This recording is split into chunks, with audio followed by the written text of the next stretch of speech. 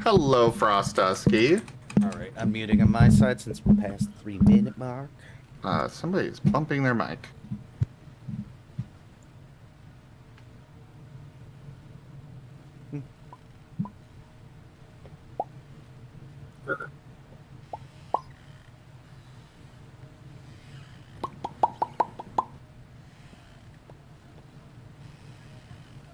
Y'all, please.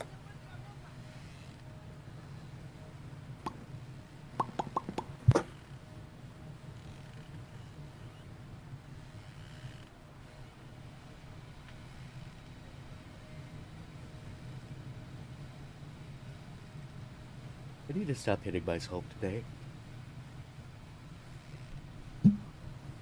Son of a gun. Sorry, Chad, I've got a little bit of a sleepy Durgan disease.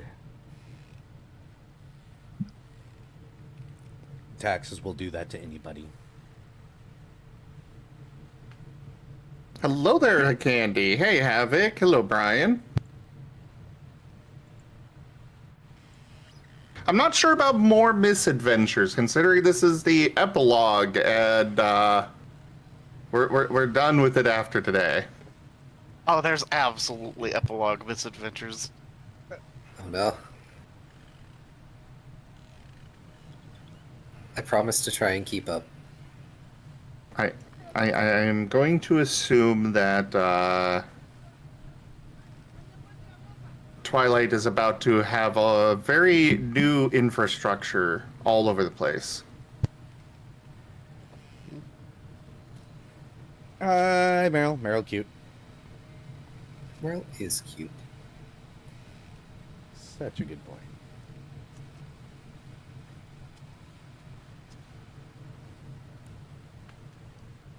I found out yesterday that the Meryls are free. I can just take them.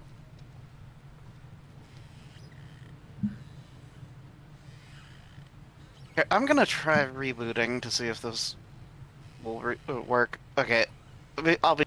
Okay. Okay. Candy, congrats on that 660 stream streak. Also, I sent you guys an invite for Stream Together. E. Is that Whiskers? That is a Whiskers. Oh. I asked him to come by tonight for the last episode. Aw, Whiskers. Aww.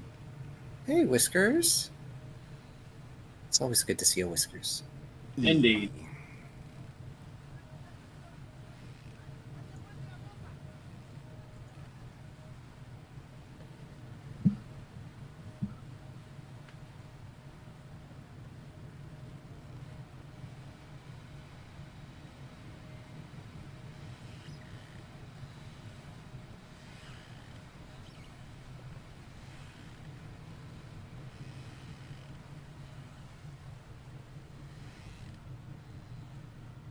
Hello, Merle. Hey, Jits.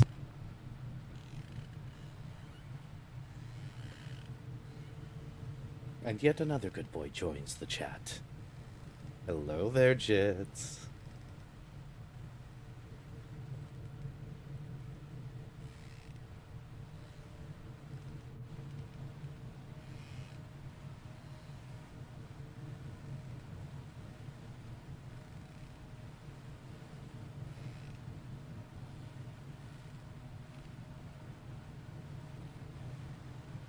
Hello there, Mofu. Pet the Ito.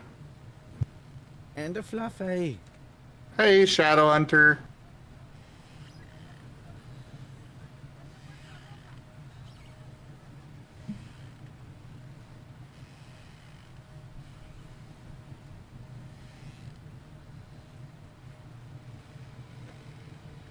Alrighty.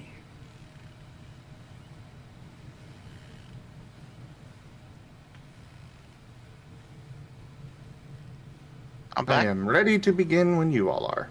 Yep, just waiting to make sure Vari is good to go.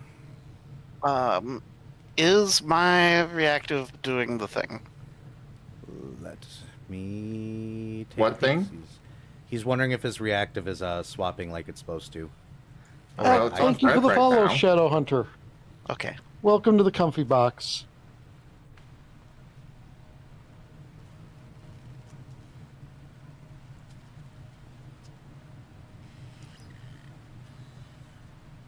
I have to fix that later, but that's fine. Let's see.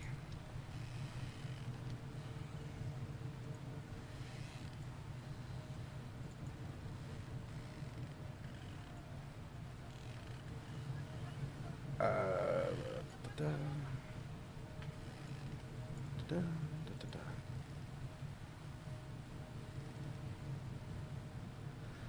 All right.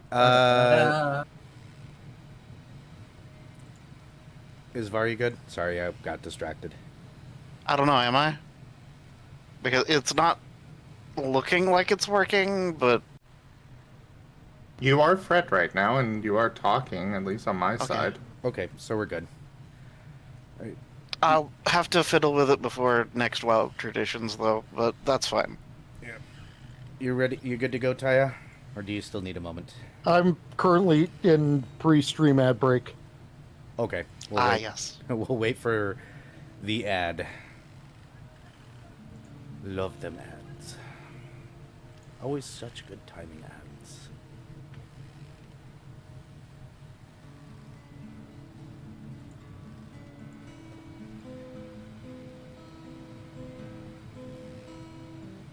Hey, Arrow. Mm-hmm. Did you change your settings back last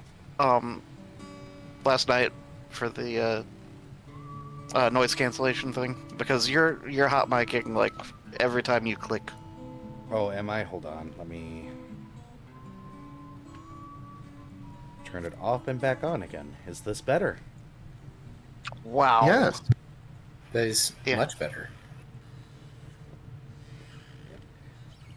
Then apologies. I didn't know I was hot micing.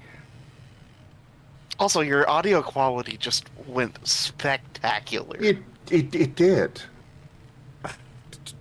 Don't ask me. All I did was turn off noise cancellation and turn it back on. That's it. That's all I did, okay? So I don't know. I don't understand Discord. Welcome to Discord's noise cancellation.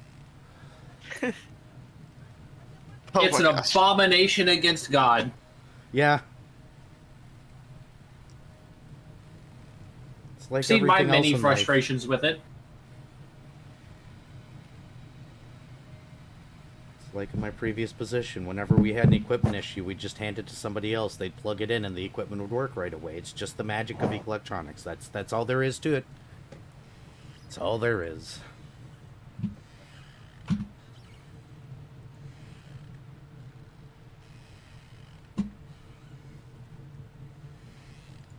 Thank you for calling Dragon Tech Support. How may I eat your problem today?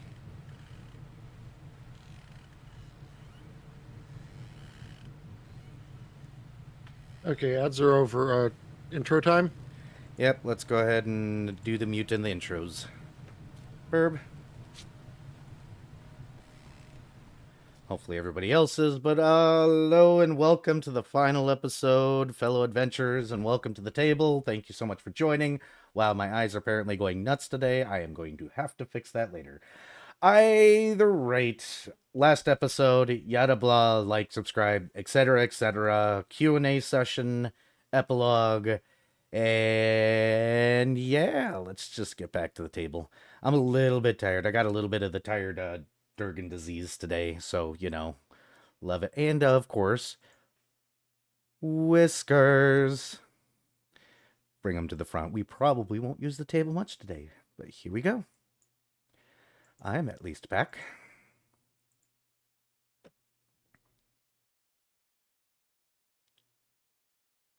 Oh, and also we do have Whiskers here to do art. You'll see him after the beginning art scroll. I am back. Welcome back.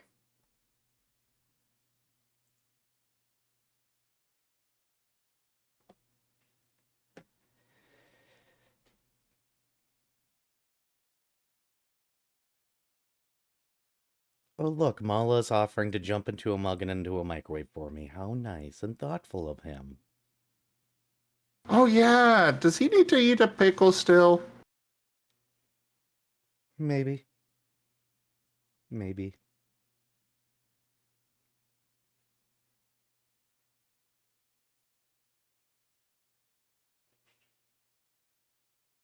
Yes, very nice of Malo.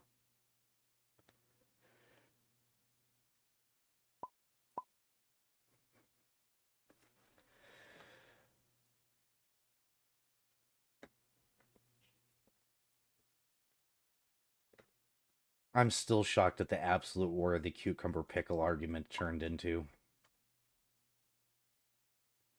I didn't know that was a hot button topic until now. Bad as Pirates versus Ninjas back in the day.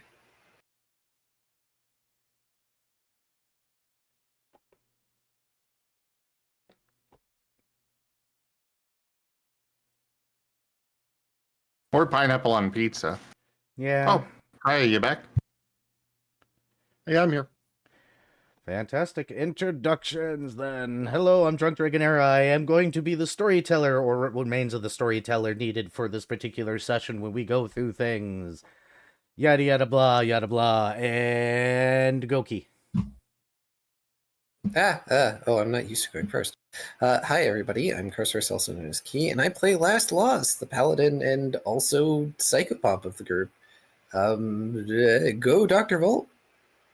Hello, I am Oneko Taigo. I am playing Dr. Volt, the mad scientist German artificer who, against all odds, managed to not get one shot in the final boss encounter. It's really close. Vari? Huh? Go. I'm Vari, and I'm playing playing Fret Signature, the mute musician, Mask of the Whispering God, Kitsune. And yeah, like technically, he's kind of also a psychopomp, just in the other direction. Go paint. Chi. Good talk. Chi, hee hee, chi. And thus Paint forgot English forever. I am Razim, and I am playing as Paint, the sentient feral African wild dog. He is a kineticist entropist. Off to Shoal. Yes, hello, I'm Viv. I play Shoal Brinecoat, the resident angry DPS of Ranger and a gash of Cleric. Because, you know, needed to have a little bit of God to throw at people. Just need a little bit of a god to throw at people. Yes. You have God and anime on your side. I'm the Quite anime. literally. Yeah. Now I'm just imagining them both with shirts. Shoal says, I have got an anime on my side. Fret says, I'm anime. Yes. That is how that would work. This very much explains how you ended up with the very strong female protagonist as the friend that follows you can't get rid of. Doesn't it? Oh no. Yeah, that makes a lot of sense. All right. So, with that out of mind, let's go ahead and get to the last for this session, because I already know who's taking over this portion later. Story time, Darren, for Le Recap.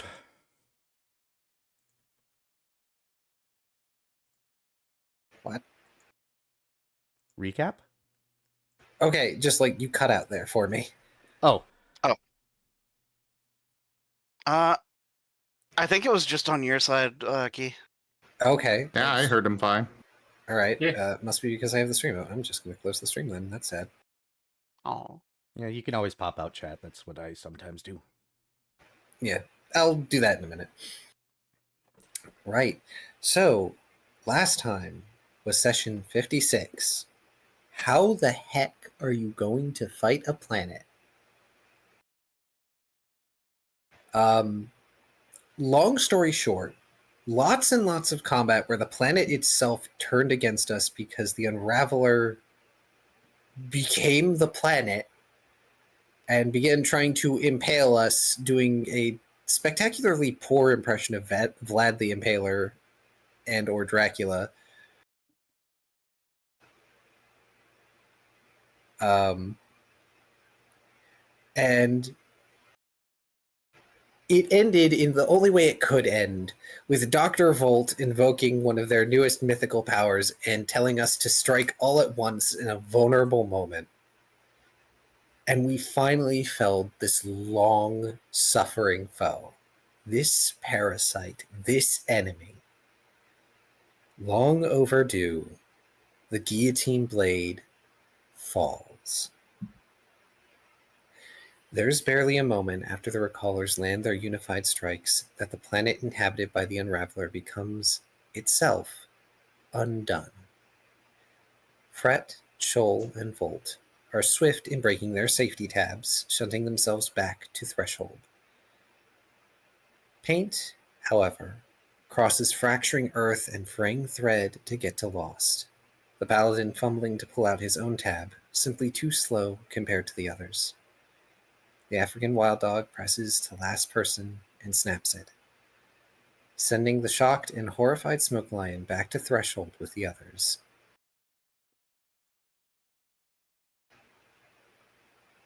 And the planet explodes.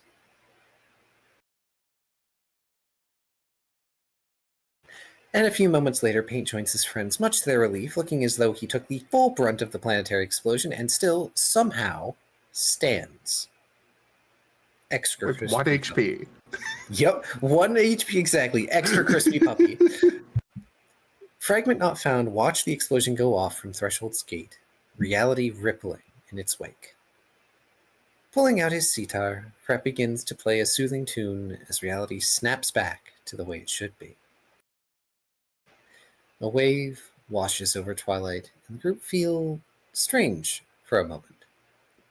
Bolt, satisfied, blows on the barrel of his smoking Gatling gun. Lost pulls Paint into as tight a hug as he can manage, pumping as much healing as he can muster into his dear canine friend. Shoal also presses a paw to the dog's face to apply a little healing, even as Paint covers the paladins and licks. In his hoarse voice, Paint insists he's fine in spite of last misgivings, just a little crispy. Lost insists that Paint looks like one of his baked goods, to which Paint asks if that means he's delicious. Yes, Paint is delicious, nutritious, and entirely lost.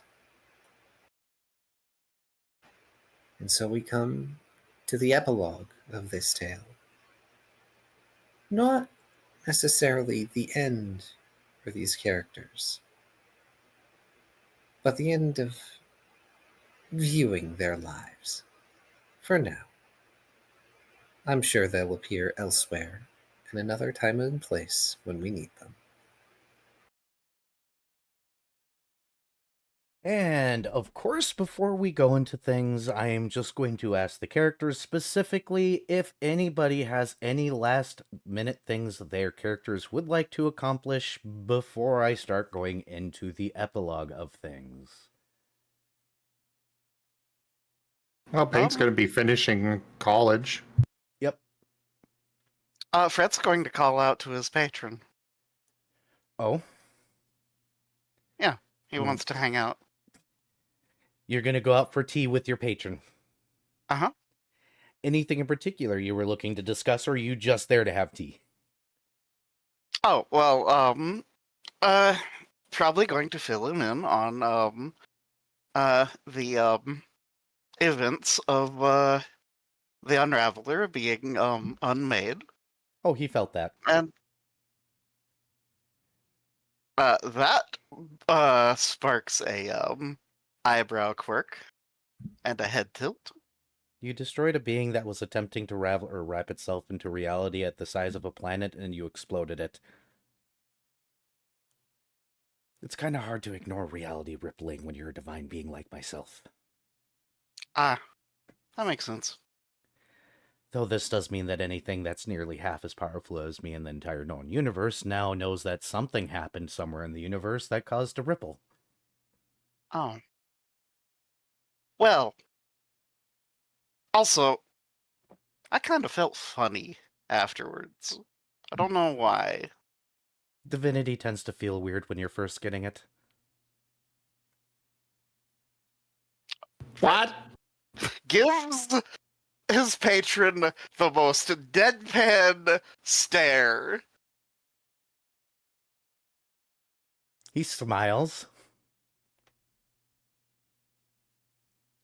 And Fret will just sigh and relax back into his seat to have tea. Not going to beg for an explanation. What'll it cost me? Well, he taps his chin a little bit. I don't see anything necessarily worth the information I could give you, because you will probably figure it out sooner or later. Anyways, though I am giving up the amusement on watching you figure out exactly what happened on your own. That's such a hard choice, isn't it? Fret is going to dig around in his bag idly while this is going on.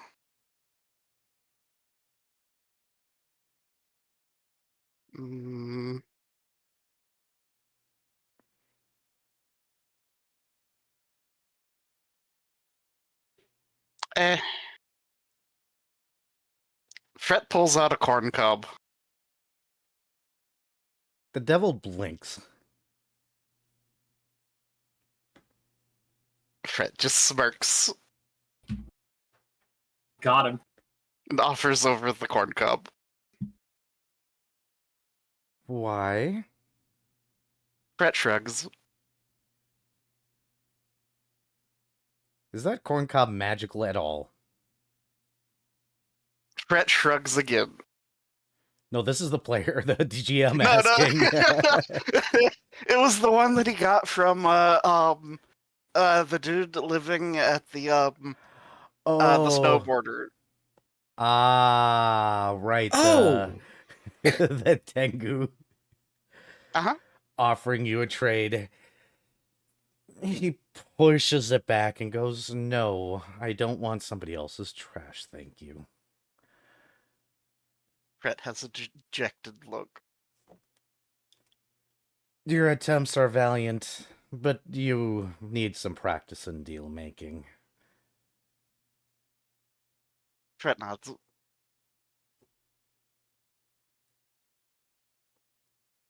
Let's just say that somebody made a choice.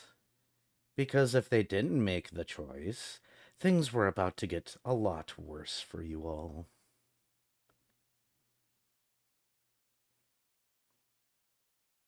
Oh, also, I should have mentioned because Fret is pretty much completely spent.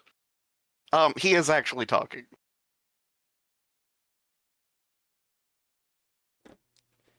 Understood? Because he's like all he had left was a couple rounds of bardic performance, and that is it. Good. That means I made you spend all your resources. I Yep. had basically all of my resources left. God damn it, Viv. Most of my resources are like, I could do this, or I could just hit it. Viv's resources are I bite, and that's infinite. Or I claw. But yes, any other questions for your patron? Nah, Fret's otherwise gonna be content to just have tea. All right. Anybody else have anything that they want to do in particular? Well, it's not something he's necessarily going to accomplish within the life of the campaign. Dr. Volt does have a new mission Oh, in that he is going to use his now ability to, have flashes of omniscience to restrict those flashes of omniscience to things that guide him towards the correct answer rather than the correct answer itself, unless it's a life or death scenario. I see. You're trying to learn Because- how to learn. Exactly, because just simply knowing the answer is all well and good, but it doesn't help anyone else get there. And also, it's not nearly so much fun as the finding of the answer. Something you learned a long time ago by learning all the answers in the universe and actually knowing everything. You can't and exactly getting unmade explain it. because of it.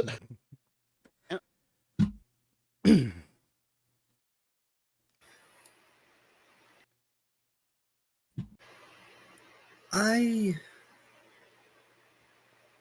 forget if this was covered, but Lost promised to endorse a certain fellow's campaign. Yes. I don't exactly remember his name at the moment. Alan Axley. Yep. Actually, thank you. He is axiomatic. Wait. Yeah, Lost is going to. I'm sure, like, Axley is going to hold a rally in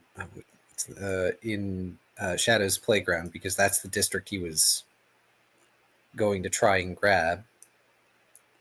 And Lost will be present to actually talk to the people there, to try and convince them that Axley is actually worth their time. Understood.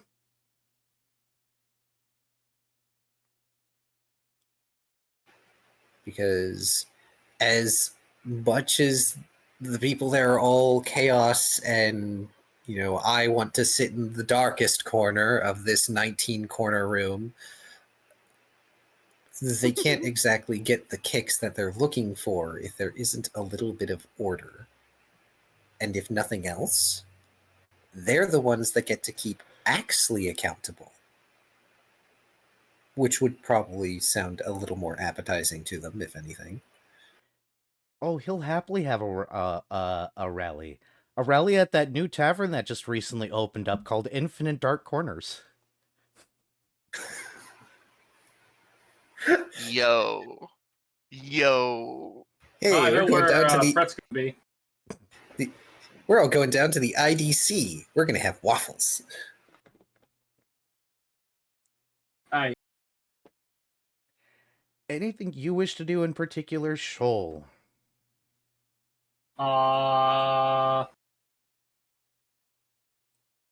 Hmm.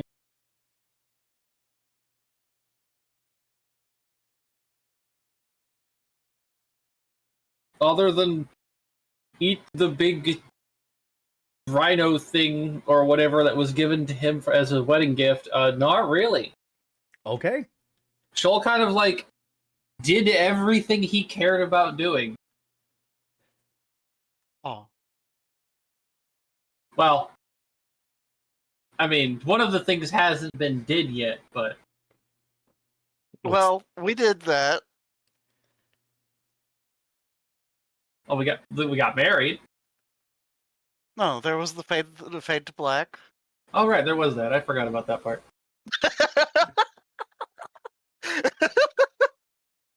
Well, then, yeah, everything's been did.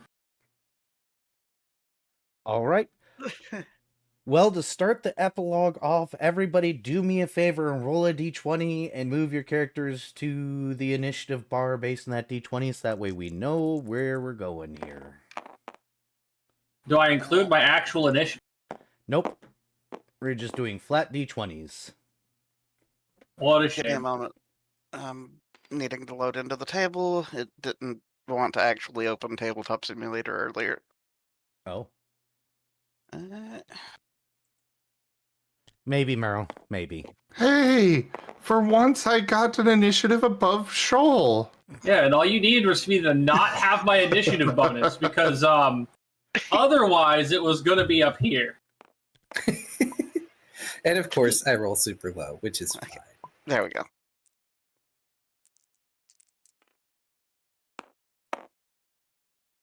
Shoal Lake's going first, okay? Oh, Well, tied with Taint. Well, I'm pretty sure that Fret goes first, because I think Fret has higher dex. if this isn't based on Dex though, we could do a roll off. Roll off. Roll off, roll off, roll off. Where is? Oh, there it is. Okay. Okay.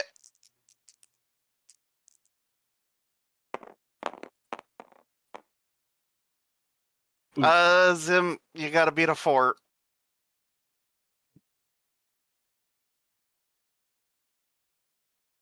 Oh, I thought that Oh, derp.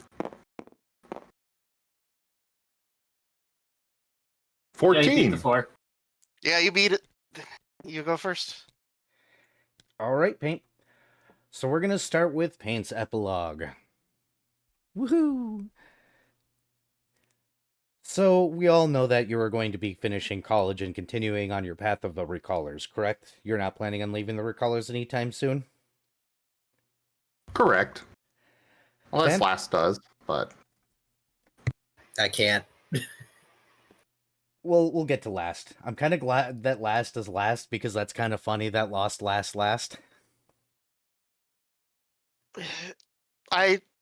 If only I Take your had point a of damage, Aerith.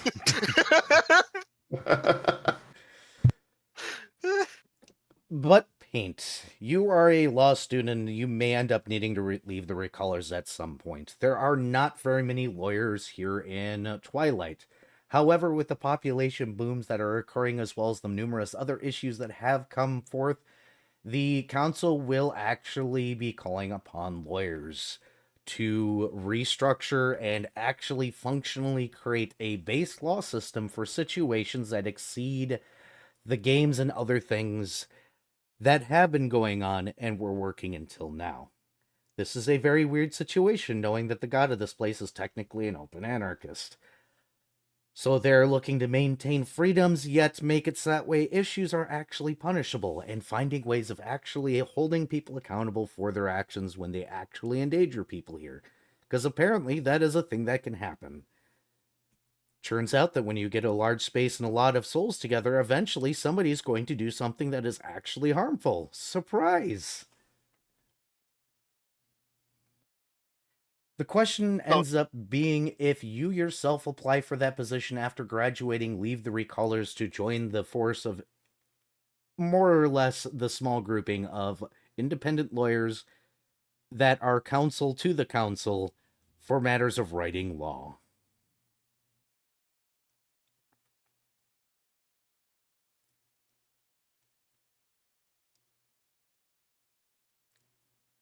If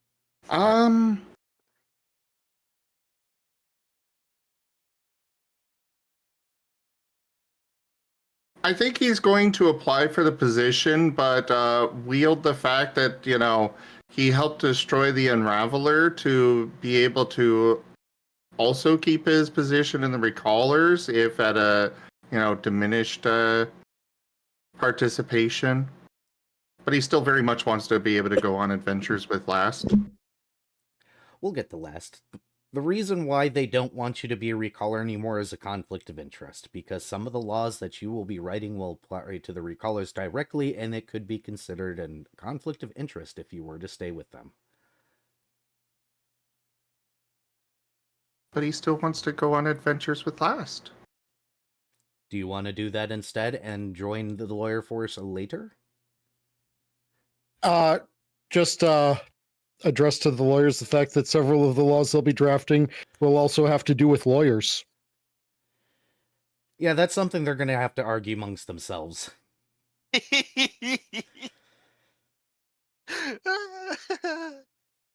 Or do you want to call your decision after we get through Last? Here's the Holding thing. initiative. The Recallers are going to need legal representation themselves. That is true. They're going to need somebody involved in all of that to defend their interests when these laws are being passed. Are you going to try and get the Recallers to hire you as a lawyer? Yes. Or a consultant. Well, it sounds like he's going to be, what is that called? What are those people called again? Yeah, Those consultant, right? On retainer? Advocate, retainer, a lobbyist. But yeah, it's perfectly it follows perfectly suit that if the lawyers get to have a representative for lawyers there while the laws are being produced, every organization should have a representative there. Oh, good. That means a bunch of people are going to start trying to become lawyers because suddenly they're very important people in the city again for the first time ever. Probably not hard for Paint to become a lawyer for the Recallers as an advocate. Considering he's already a Recaller. And can probably bully his way in. Yep. And also, honestly, he'd already have a conflict of interest anyways because, he's already worked for the Recallers. True. So, that conflict of interest already exists regardless of his choice. And it's not like it divests him of ties to members of the Recallers either. Wait, so does this mean Arson's faction would also have a lawyer? Yes. Oh, well, I don't know, maybe. I mean, technically they would, but the lawyer's probably intentionally sleazy as more as a gag more than anything. The Better Call Saul type lawyer. An actual competent lawyer, but plays into the bit too much because he's getting paid to. Like that lawyer from The Simpsons. Troy McClure? That's a good reason to go into a bit, though. Yeah. Hey, at least it's not the chicken from Futurama. That would be bad. Yeah. Alright, Paint. Any other particular notes you want to do, other than your final position being a Recaller's lawyer or lobbyist and or representative? He is definitely going to make sure that he is allowed to still go on adventures. They don't get to keep him from that. Just ask that one. But That one will otherwise, let that's you it. go. Cool. Cool. Out of curiosity, what do you do when you figure out that you have a spark of divinity in you? Oh, he yeah, does? Like Fred will be relaying that to everyone else as soon as he gets back from tea time. Yes, Paint, you have a spark of divinity. Does he? I didn't Huh. take the mythic thing. Oh, right. You didn't. Whoops. Hmm. Me forgetting that. You didn't take it. You're correct. I'm sorry. Moving on then. Mythic things are usually an epic level thing, right? Yes. Yeah. Yeah, So painted, I guess you could say that Paint just took an epic Fey L. Aww. Oh, Also, take your point of damage. gosh, is Volt gonna just die in the epilogue? Just has a heart attack. The odds are likely. And then Volt died. All right. So, Vari, Uh-huh. I'm assuming you're going to remain a Recaller.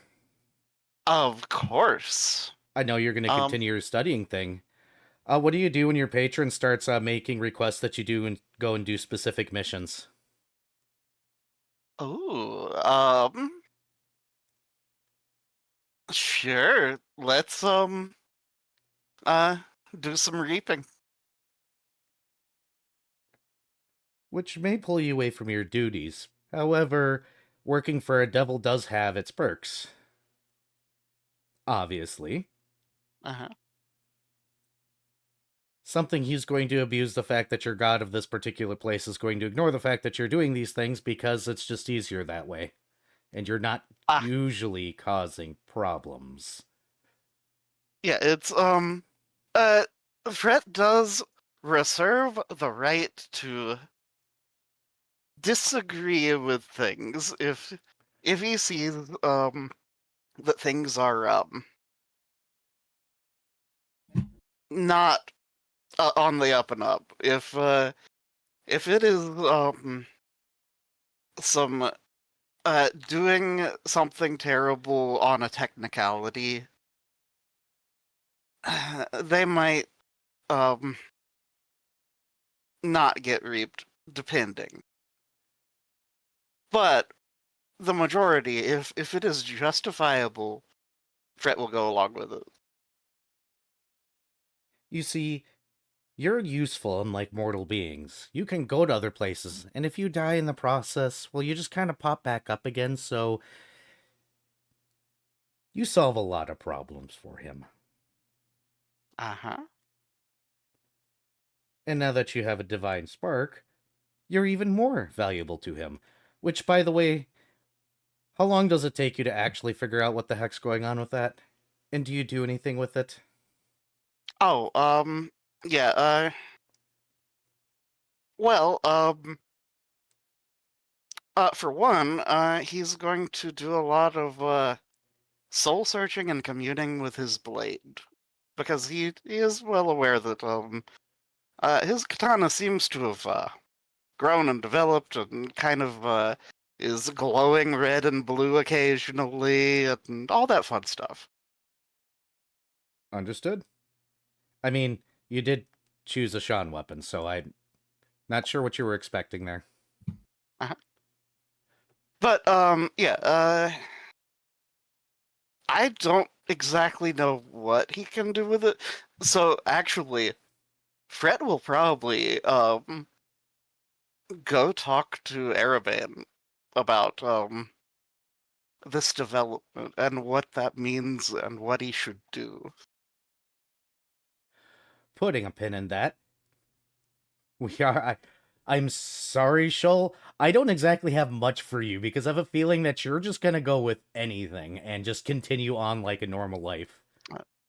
Fred will offer to, like, Shoal can come along with him on whatever happens, as long as his patron's okay with it and such. As an option, Viv. I mean, yeah, if Fred's going on a mission, Shoal is probably also going on that. Figured. Beyond that,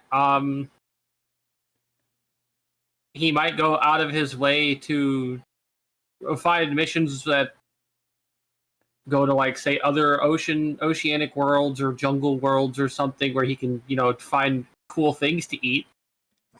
Career recaller. Yeah, Let's go exploring. so I can eat it. Yeah. He wants to bite. Yes. Literally the song. Yes.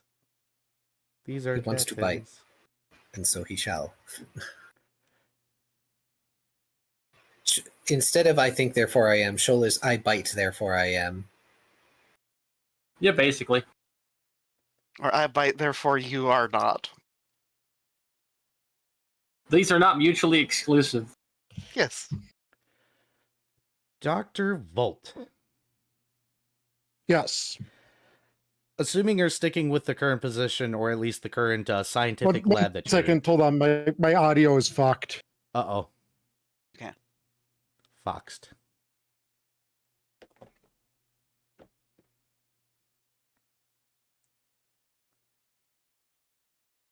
Why is it losing all of the audio packets? What the fuck? Oh dear. Boy, that's If you ever decide to use a 2 PC setup for streaming, don't. Oh. Ooh. Both me and Zim looking away at the exact same moment in time.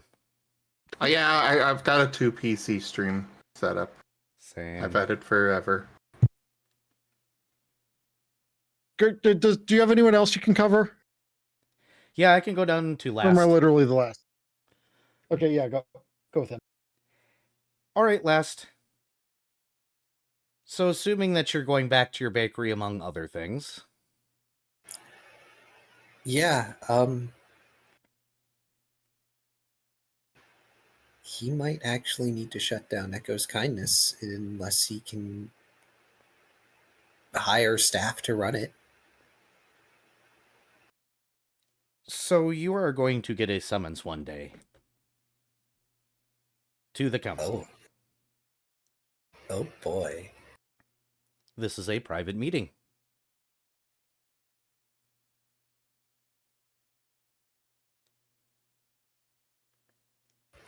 Alrighty. He will go to this private meeting. When you get to the meeting, you find yourself in a room with all the council members. No recallers, no Arabane, nobody else, just you and them. They slide an offer over to you on the table that they are sitting at where the meeting is happening.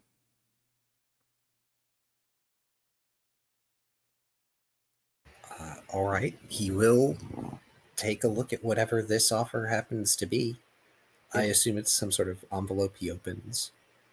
It is an official offer to head up and become the general of Twilight's military, soon to be formed.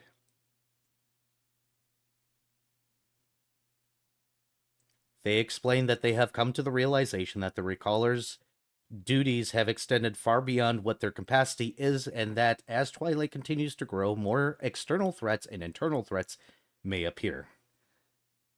It has become the Council's decision that they will have a full-fledged military separate from the Recallers and the Guard to deal with these situations. And seeing as you were technically the leader in several personal fronts to Twilight, including the planet, among other things, they are requesting that you personally, and may or may not be because you're technically a paladin of the city and of Erebane, to head up the military.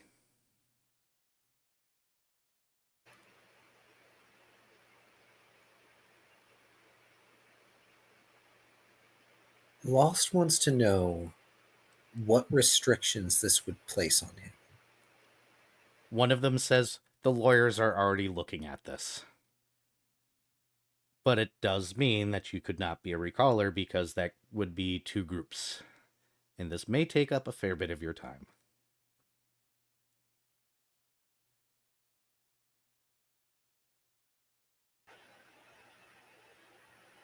Then, unfortunately, he has to refuse.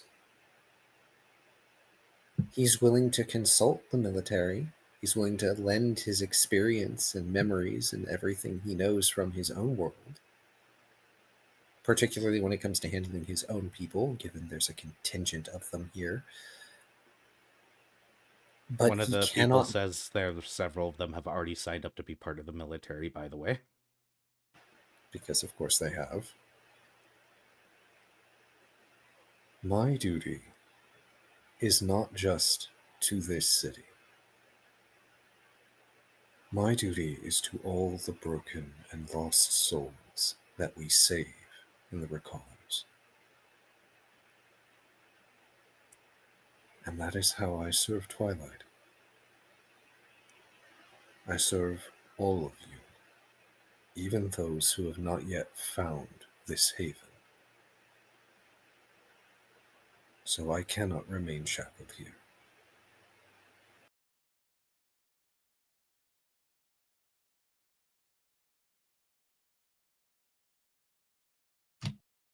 And so your decision has been made.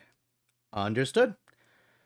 Yet another person staying with the Recallers, and I doubt you're ever going to leave active service. You're never going to step up to a group leader or anything like that, huh?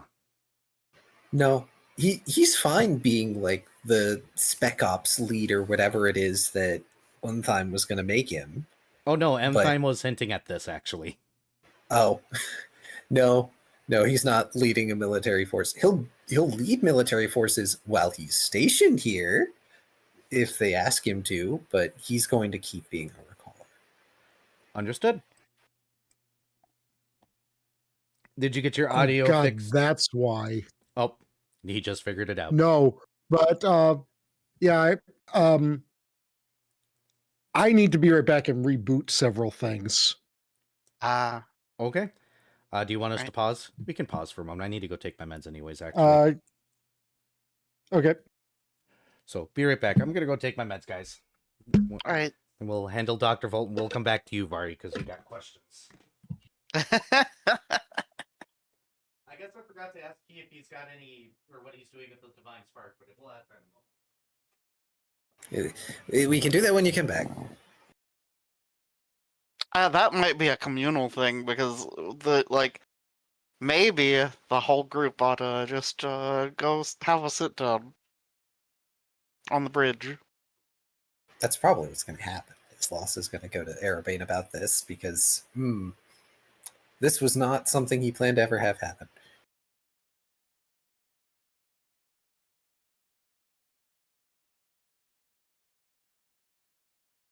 Are we just gonna go sit down and have shawarma?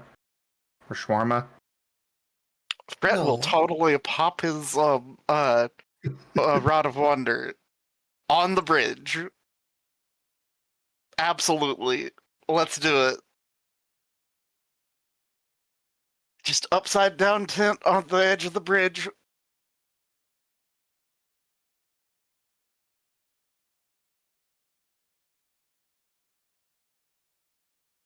Halfway clipped into the nothing.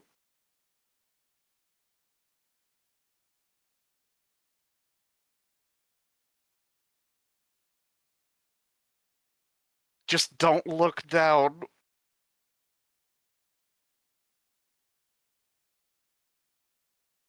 Or rather up, but I mean down.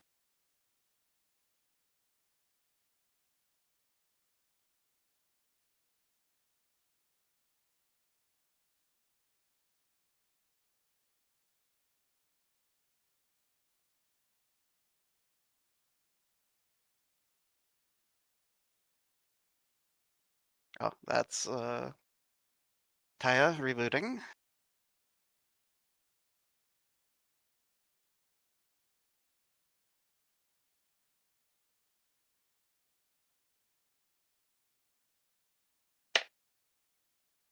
Anyways, how are y'all doing this fine evening? I'm sorry about being a little late, by the way. Oh, you're fine. He's A-okay. Yeah, had a birthday party to go to. Can this move be done with, please? Oh, Alas, if only we could fix and or help with that. But I think we kind of have as much as we can. yeah.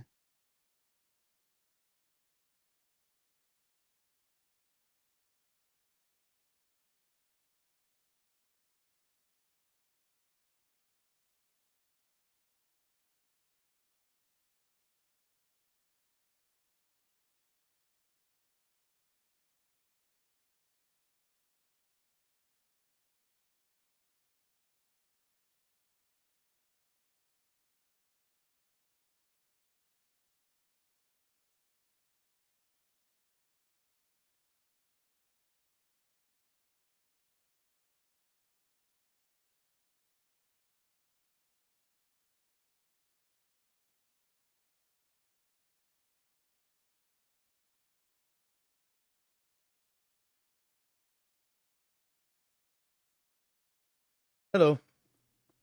Welcome back. back.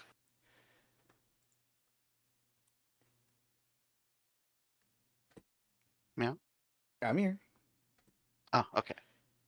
Yep, but we're just kind of half waiting for Taya. Yeah. I'm not worried about this one starting late, by the way, because I'm pretty sure this is probably just going to end up being a fairly short stream. I'm not expecting this to go horridly late.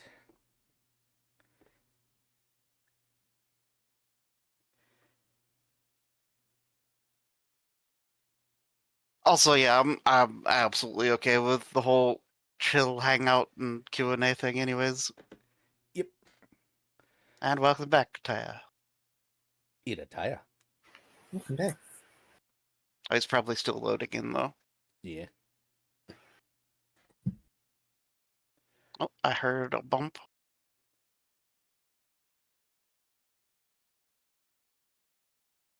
Old internet bump. Excuse me. So I'm just going to make another section of the epilogue that's just as Arabane, because we're all going to Arabane. We're all going to Arabane, hurrah, hurrah. What the fuck did you do, you stupid dragon? Don't be mean to yourself like that. How dare. Half of this campaign has been me making fun of myself. What are you talking about? Oh. Did you Six miss all the figures. times I got a chance to use an NPC to directly insult me? Yeah, No. like the uh The Green Flame was bullying Araban constantly. I'm aware. Yep. Shakes vigorously. Be good to yourself. How many people get to throw shade at themselves nonstop for an entire campaign? I mean, to be fair, you were having fun with it. Well, okay, so, Tal, because he's got a character named Shade. Yeah, but Tal doesn't throw shade at himself so much as he throws shade at everyone. Ah, yeah.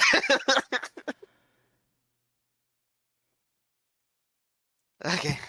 Yeah. Have fun with that quintuple entendre, audience.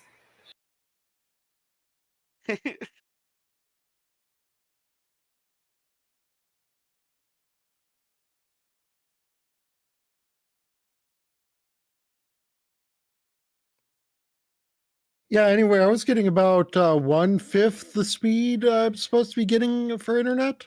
Oh, Oh, Ooh. good lord. gross. So all of the sound that's being transferred over my Wi-Fi from my streaming PC to my gaming PC was coming out horrible. Oof. Gross. I bet. Hi, Toshi. Is it better now? It seems to be, yes. Good.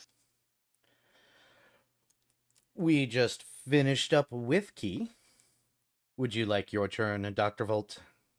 Or do you still need a Uh, moment? I'm still joining things. All right, the joining. Yeah.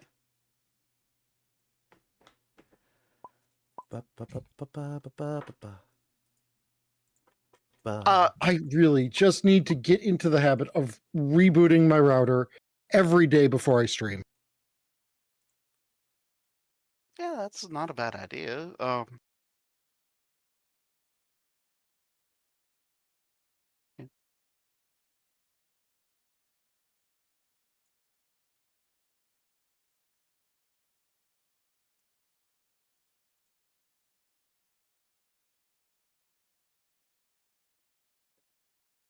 There we go. My down speed is back to what it's supposed to be. Well, it's a little bit short of. It is a reasonable number. And my up speed is maybe 2/3 of what it's supposed to be. Of course, I'm used to running these tests when I'm not streaming, so it could be that streaming is eating up, A bit of that. portion of Oh. the bandwidth test.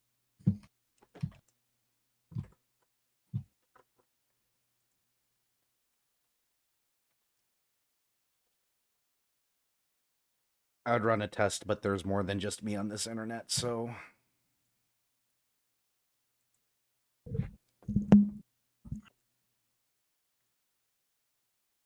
But okay, I am reconnected to everything.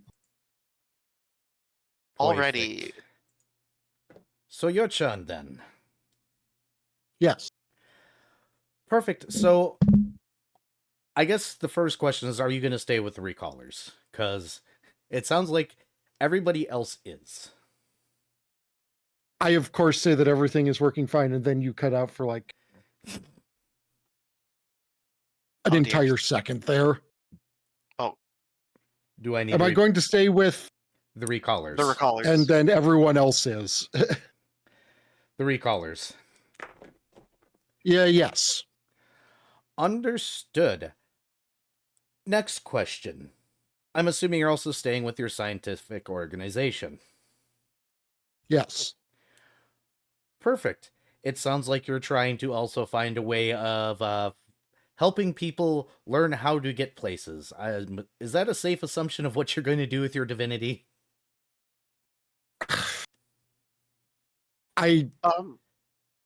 What the fuck? Why are you? Oh, Oh, no? boy.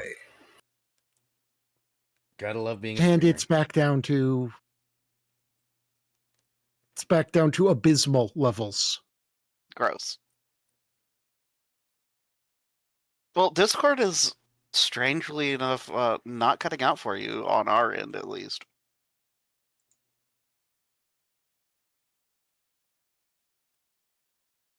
Let's kill Spotify because that one's probably not helping things.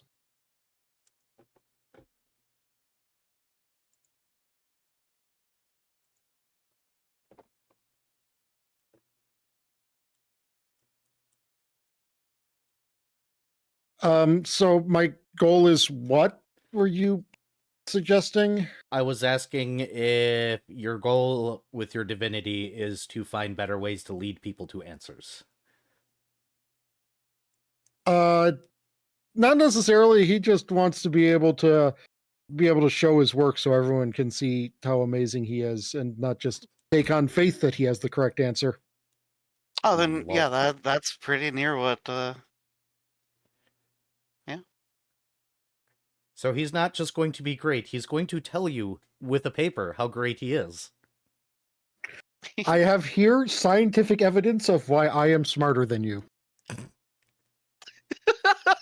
This is why your boss likes you. And that's a dangerous thing to say because he is very much an evil scientist.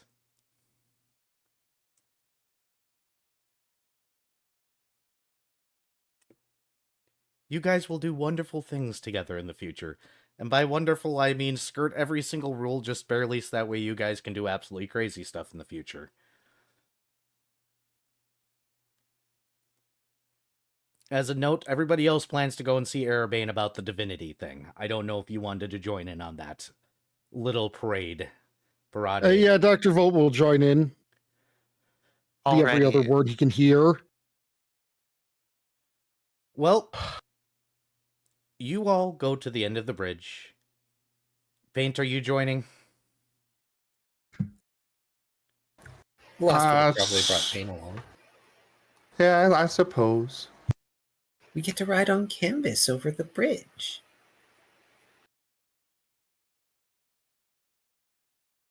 Oh my god, I just realized the Doodle Whiskers was doing. Yes.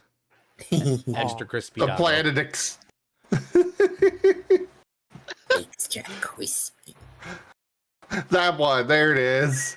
The Oh, planet exploding and paint being fuck.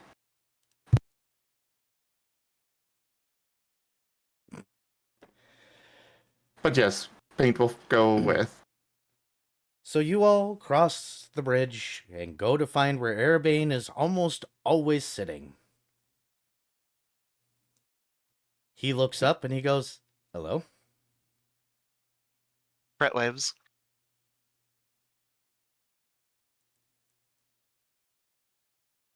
And will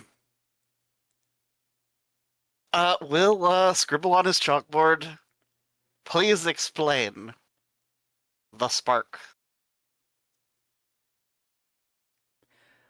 Oh, that's going to be a long conversation. You guys might want to sit down for that. Oh, should I have brought chairs? Fret will pull out a rod of wonder Oh, dear goodness, here we go. and will manifest a pavilion, well furnished, with the 40-foot area of feast and chairs and tables. Most of it probably gets clipped into the nothing. No clipped. Boop. We just see a line of the nothing just at the top of the tent. Just ominous humming. Womp.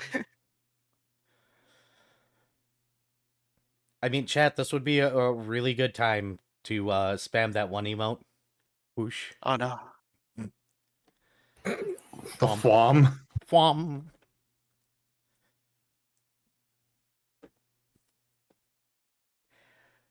But Erebane But yeah. goes, "All right. This is going to go away, right?" Fret nods. Okay. So, you guys are aware that I'm tied with fate, right? Fret nods. So, the thing you guys were fighting was trying to absorb an entire planet, as you are aware, right? Crit nuts. And he also pulled together every layer of and plane that he possibly could together into a point. Crit Um, nuts. So, do you guys want to guess whose patron paid somebody a visit and made some very clear demands? Are you saying the Unraveler was an agent of fate? No, I'm saying Fate himself showed up at my doorstep because he was pissed because somebody messed with his threads again. I hate to probably be talking over someone, but I can't hear anything anymore. Why is everything dear. broken? Oh no. We can hear you hold on. clearly. That's the... Here, let me message him that.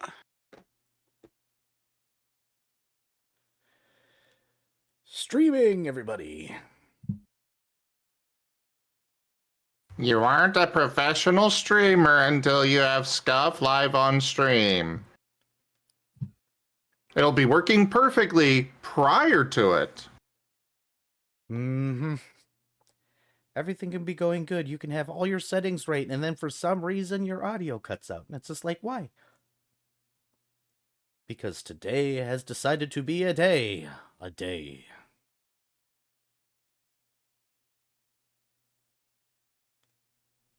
Okay, I have messaged Taya things. Hopefully he gets it.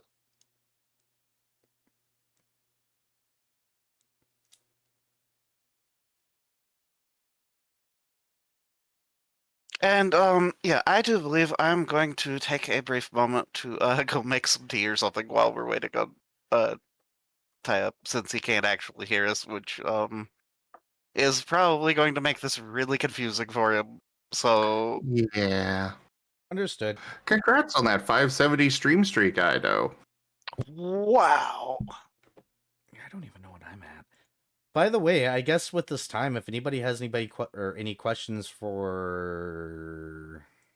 We can get some questions out of the way for everybody but Taya and Vari until he gets back. Well, I'm Yeah. still somewhat here. I'm just gonna go make tea. Yep, go make tea. Yeah, if you guys have any questions while we're waiting, by all means, can be to the storyteller, can be to any of us players. I mean, technically, we as players could also ask questions.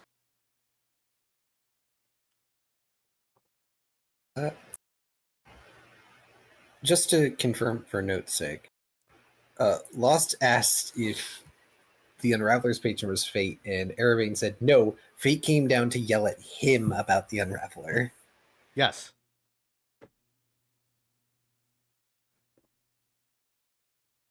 Erebane is Fate's patron.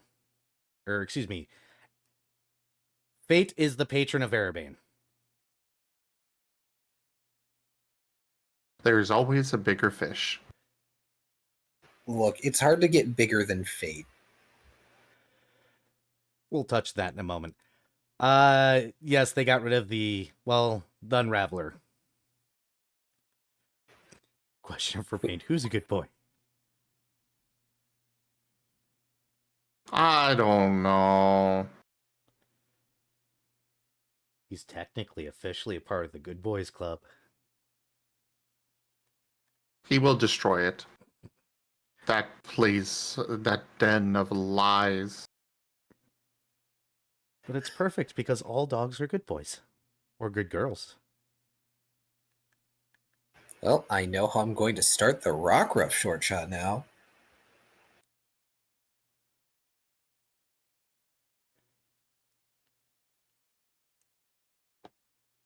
Of course, all the questions from chat thus far are about petting Paint. Yeah. He does like head pats, yes.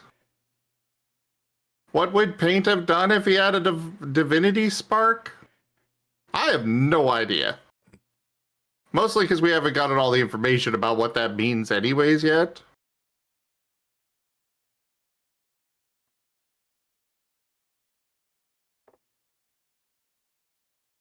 Oh, paintball is a basic leather one.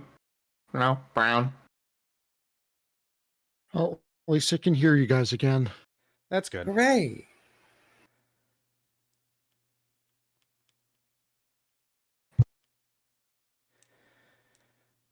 Welcome back, Taya.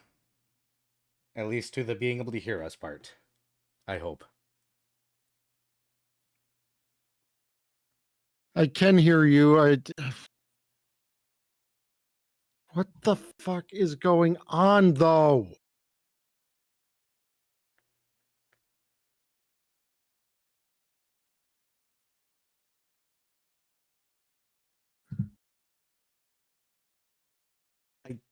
Is it possible that it's not your setup? It's your ISP? I don't know. It's definitely not my ISP that prevented it from my two PCs from talking to each other. It could be the router itself if you're using wireless. Yeah, they could be, I guess, but This is also a very dumb question, and I apologize in advance. Is anybody using a microwave near where your setup is, or the router is? no. Okay. I'm back. In case anybody's curious why I asked that, microwaves interrupt Wi-Fi signals. In case you Yes. didn't know. Welcome back, Barry. With some Wi-Fi, vanilla chai. Bluetooth, any of that stuff gets interrupted.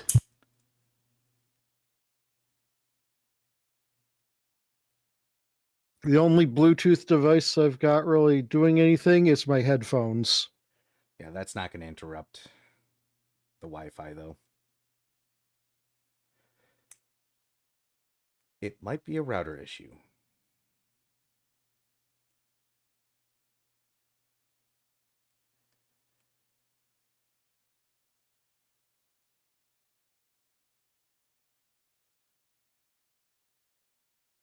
Alright, so are we okay to continue, or is it still doing I'm still Okay. trying to connect to things. okay? Okay.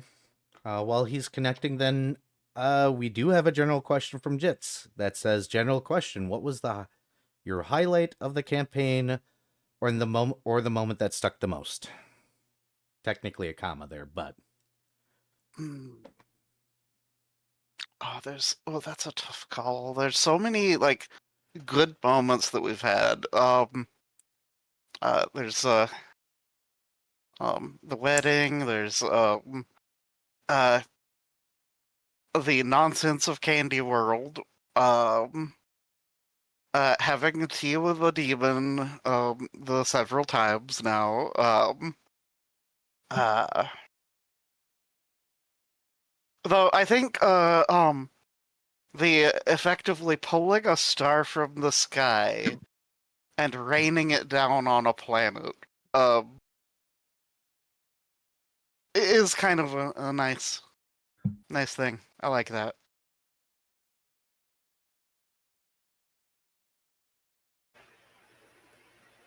I know for me, like, gosh, there's so much that has happened across this campaign. Lots of good memories. My brain doesn't necessarily have it all absorbed or available in my immediate RAM. But like the nonsense of the Candy World as our initial mission was really fun.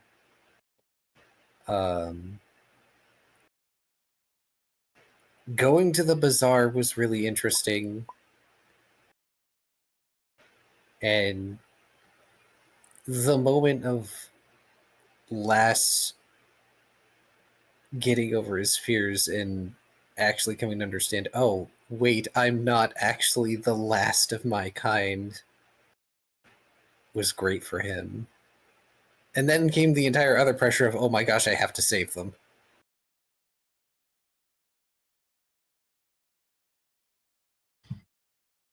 I would like to note that I was really amused by the last experiencing Entropion. I guess. Pain's friend. He doesn't see Entropion like the rest of you. Entropion is way more terrifying to him than the rest of you. Yep. Because you get to see the event horizons. Every wave pulling in and collapsing in upon itself. He's seen it before, and it was horrifying, and it's just multiplied by however many Entropion has. What about you, Viv?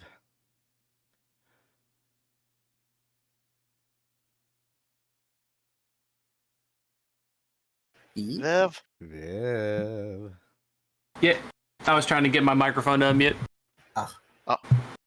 It didn't want to take the unmutey thing. There's a few spots that I really enjoyed. I mean, Candy Planet was just fun. There was the Ocean Planet where we had to fight the whale. Oh yeah, cooking the whale from the inside. That was a good moment. The art of the creature was wonderful. Absolutely. Too bad Fret can't go back there. Right? Grumpy noises. Joel's gonna have to find another water world.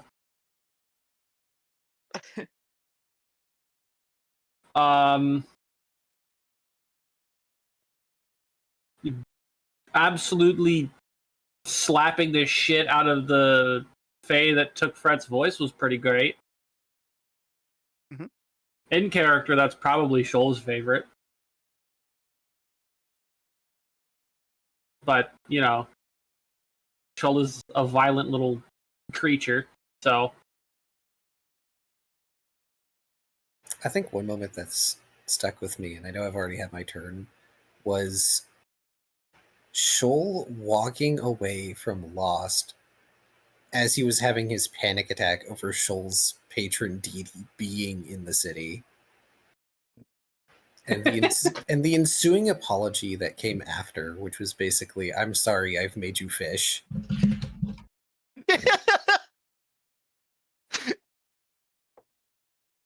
That's funny.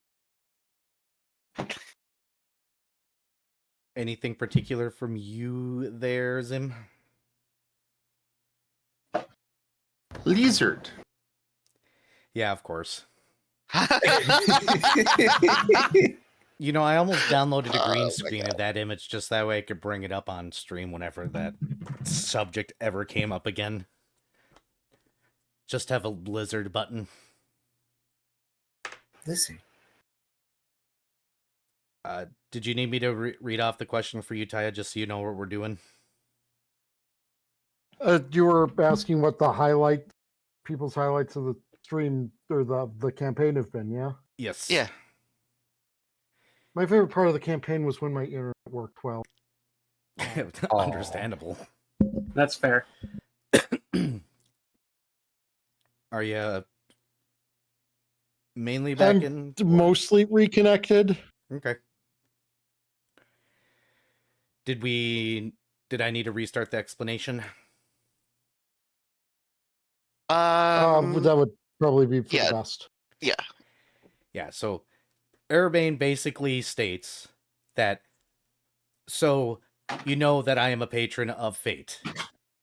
And the Unraveler had tried to basically absorb an entire planet, and also tied all the planes and levels to reality together into one point. And he basically went, well, fate was not happy about this, so guess whose doorstep he showed up on?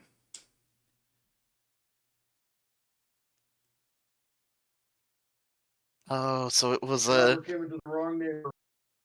so it was a convergence of threads of fate along with everything else. Oh, He called on me to do my job as I was assigned many, many years ago, even before I was born. Which was to keep things from getting too tangled up and messy. There was a big giant knot outside my kingdom. Fate was not kind about how I was to fix this. Fate basically said, do something or do something. Or I'm going to make you do something. So I sparked the four of you. And now I am a mortal overgod. Because fate found it funny. Fret blinks. And you guys are a lot like me now. Unfortunately, you are unerasable. Because if I didn't make you that way, he would have just absorbed you.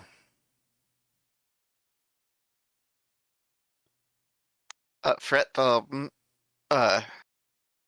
has kind of a concerned and distant look.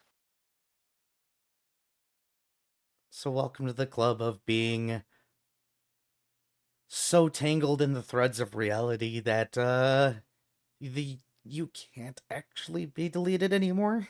Because it's kind of the only way I know how to spark people.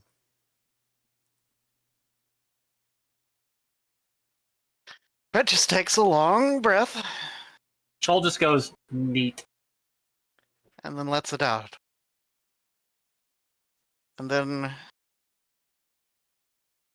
pulls a mug of mead off of a nearby table that he just recently manifested and downs it. Quaffs the whole thing. Uh-huh. Lost just holds out a hand and makes a brief grabby motion. Please. There is a whole table of all sorts of things. He's grabbing two mugs, unhinging the jaw of his mask, and downing them. I have realized something I want Shoal to have done at some point now as well. Oh, no. Oh. Learn Mage Hand. Oh, easily done. By Yeah, the that's way, 25 scales. I know. Fate says, or passes on the message of, haha.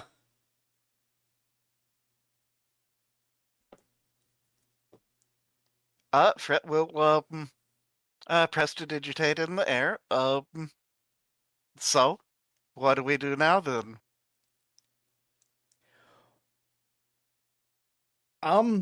Whatever you want. He shrugs. Troll is going to gain a thoughtful look before looking Fret dead in the eye and going to go mad with power. Fret shakes his head. Dang it. And there might be others in Twilight that have also been sparked. Oh no, imagine my surprise. Should we be concerned about that? Slightly. The power level in Twilight has just gone up to the point where demigods can exist now. AKA you four. And Twilight might actually be a realm of its own if I defeat the nothing like your green flame friend said I had to. To a degree that Twilight might end up also being a nexus if I do anything now. Oh. I hate everything. Oh no. Welcome back.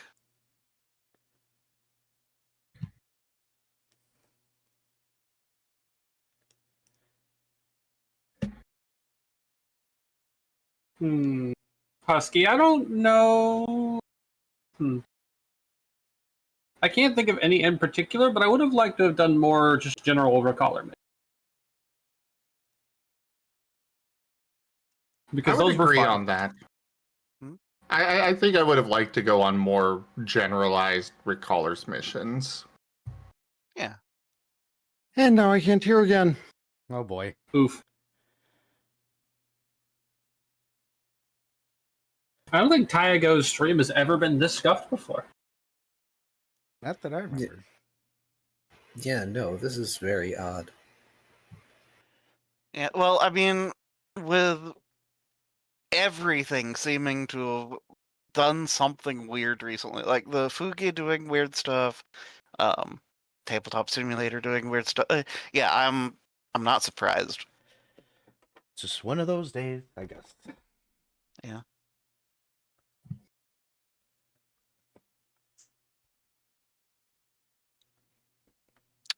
So Fret will inquire. So, does this mean Twilight itself isn't just a prison anymore? That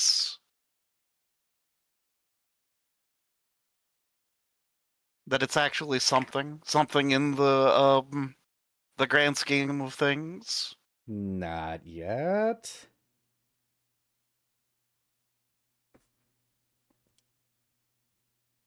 Hmm. Well, Because I kind of don't want that much power, but at the same time, it's starting to become pressing that I do it, and I don't like it.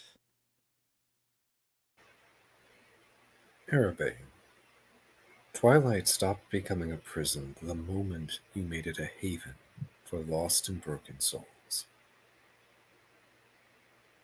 Says the one that hasn't been chained to this wall for an eternity. Just gives Arabane a bit of a look. You know what I mean. It's a prison for you, but it's a haven for them. And he gestures out towards the city.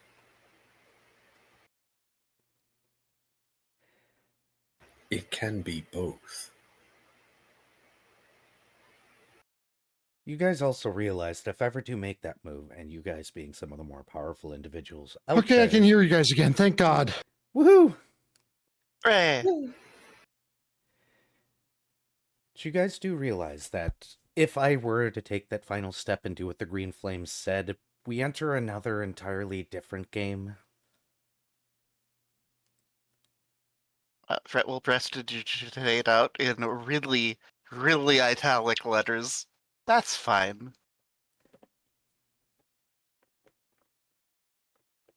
And the likes of you that are now sparked among the others in the kingdom will be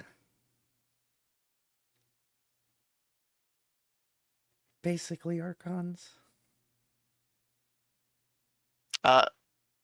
That's fine will disappear and then reappear more italic. A little bold also.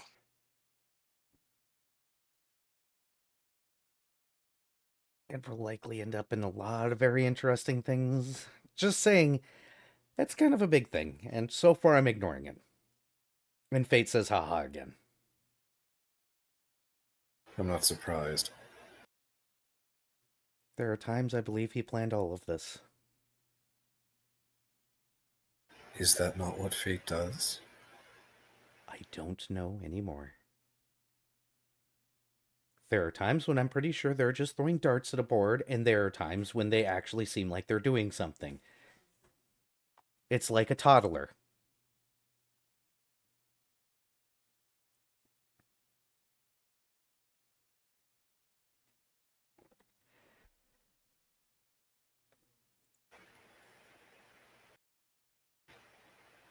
So now I have to ask. Since it occurred to me, since the wedding, what did you do to Holstaff? What do you mean? You did something. You approved of them, clearly, but you did something. Something changed. Hold up your left hand. He does? He reaches out to your pinky and gives an invisible string a tug. Your pinky moves. Slowly tilts his head in confusion. Did you? Fret finger guns at Last and Lost, and then prestidigitates. You two are bound by fate. I want to swear at you and thank you all in the same breath. It let him enter Twilight. You did. And I thought that meant he'd be trapped. I'm glad he's not. He's not from this plane.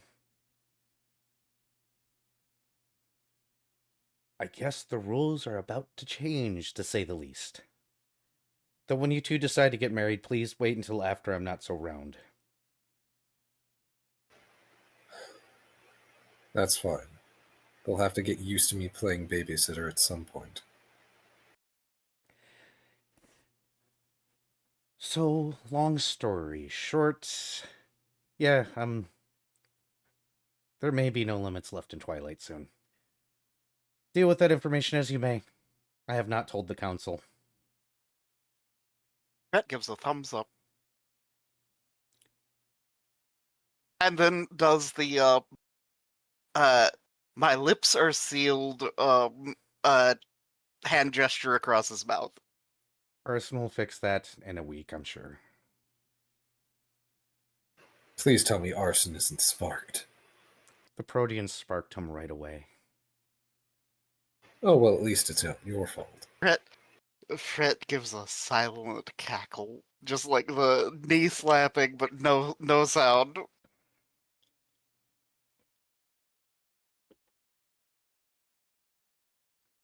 So yeah, any other questions?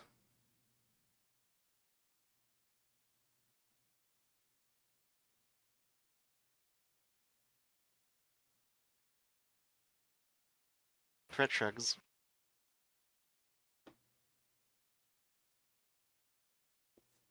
Well, what do we do with a spark? I sat in a corner with mine for years and did not ascend. I don't know. Fret, will scroll out in the air. You kindle it if you want. Shoal makes a face. Sounds like responsibility, though. Fret nods. Yeah.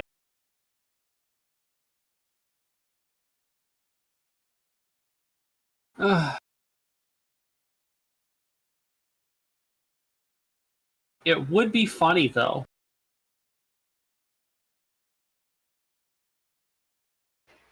It would. And I would suggest that we cultivate our sparks. We do more good with the power they give than without. And we are already entangled in fate. Choosing to snuff out the spark isn't going to change that. Arabane looks away. Fret, will gesture to paint and scroll out in the air. What of our friend to paint? I guess it means you guys go on adventures that I can't go on. Till you figure out how to transcend it yourself.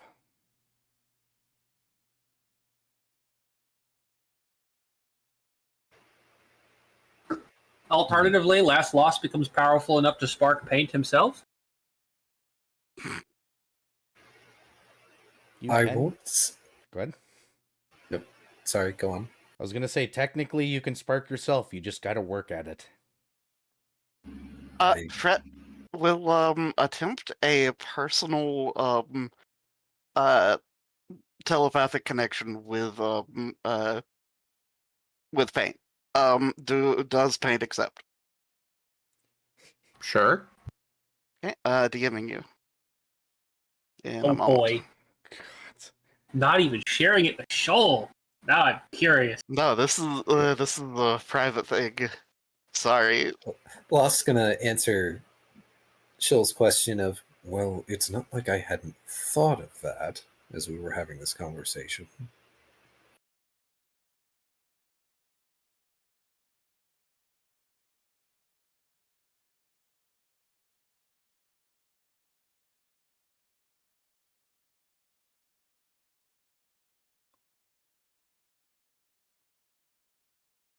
What call from Fret? Do you accept the charges?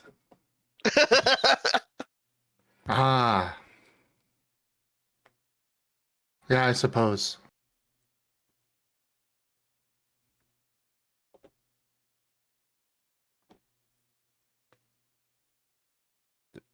What? What? What? I can't. I don't. Wow. I don't have access to DM, so I have no idea at all. Oh, I have no idea You what I'm being sent yet. I have not Ah. finished it yet. Give me a minute. Shoal is going, well, maybe I'll also get some advice from Zixerl first. Well, you could probably go close to your home planet now, so please don't bring her here again. She seemed like she had a great time. She was very upset of certain events not happening. Ah, I see. I didn't expect that from you. Excuse me?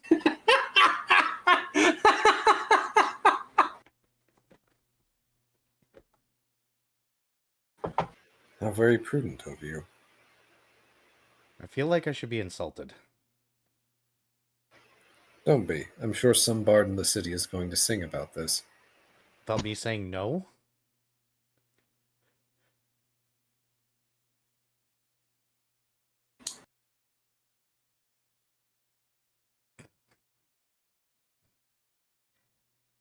Lost just smiles. Lost just looked his patron dead in the eye and basically said, "You a hoe. I'm surprised you didn't fuck." Look, he's known Arabane for long enough. Like, if he can't tease at least a little bit, or just be a little bit of a shit now and then, what Gotta kind be of friends- cheeky. Yeah, like what kind of friends would they be?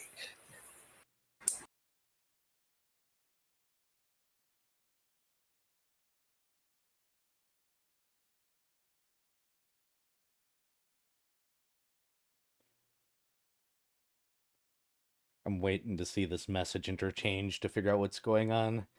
But I feel I can probably close it out soon and we can fully go into Q&A mode very shortly.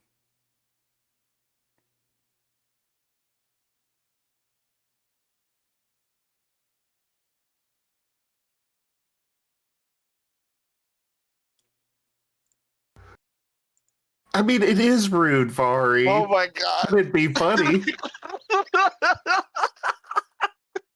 No. Oh my gosh. Please no.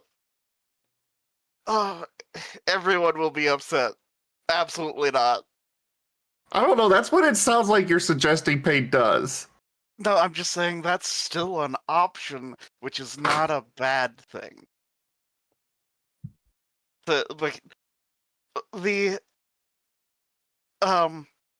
We are a whole nother level of damnation.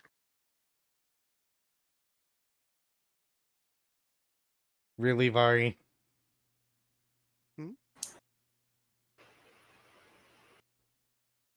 Yeah, like there is something to be said about being perpetually existing, and yeah, like I don't know. We've gone from being these fractured souls that are just kind of barely keeping themselves together in a non-existence to we are now here. Yeah, And yeah. we are. That is the end of the statement. We are. Which there is a burden that comes with that people don't necessarily consider. I mean, we can all literally say, been there, done that. Yeah, like. But yeah, so I guess it is damned if you do, damned if you don't.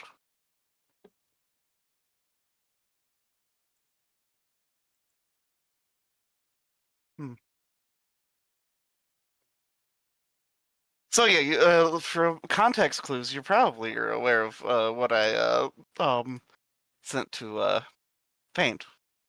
That our power comes with a price. That technically Paint's still free in aspects that we are not. Which means Pink can go on adventures that we can't.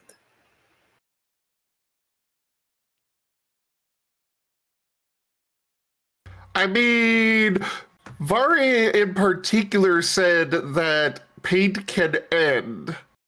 Yeah, that is a thing that Paint can do that we cannot. So Paint help can just me. jump into the nothing. So help me. If you will leap off this goddamn bridge, I'm going to freaking grab you in my vapors and you are not leaving. You're going to be grounded for an entire Twilight week. Okay, so that could be either 2 minutes or for all Forever. eternity. This is Paint. It's going to be Exactly. an eternity. We all know this. Stuck in an eternal lost hug. Never to escape. Exactly. Forever hugs. The end. Did we have any other questions, comments, concerns, or should I move to go ahead and close things?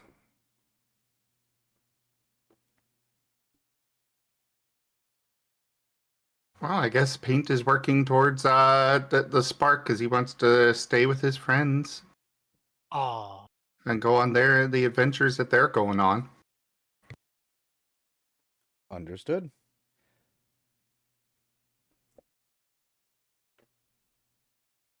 And of course, he's going to be dismantling that den of lies. I'm leaving that to Key at this point.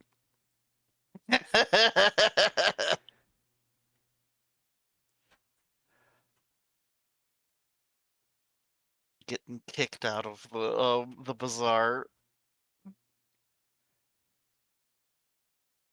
Yes, Cat, there's noises happening in the house. It's fine. Lost is just going to be called by Holstaff to come pick him up. Because Holstaff is probably going to get called to pick Paint up. Oh no, I just realized something. What? When we go to update our cards at the bazaar, that's gonna be experience. Oh no, your cards are just going to turn black. Yeah. Haha. You are immortal? Question mark.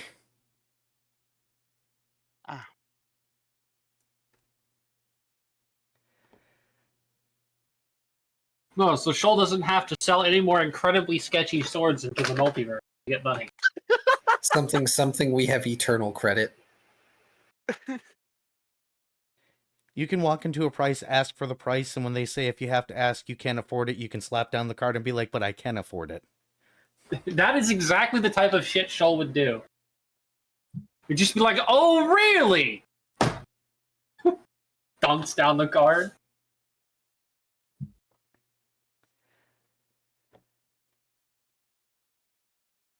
But yes, as indicated, since I might as well move to close things out officially before we go into full Q&A mode. Twilight is going to shift very drastically, very quickly, because partially of your actions, partially the actions of several other recallers, and the fact that you guys are experiencing a population boom, and something that shouldn't have been in the reality did.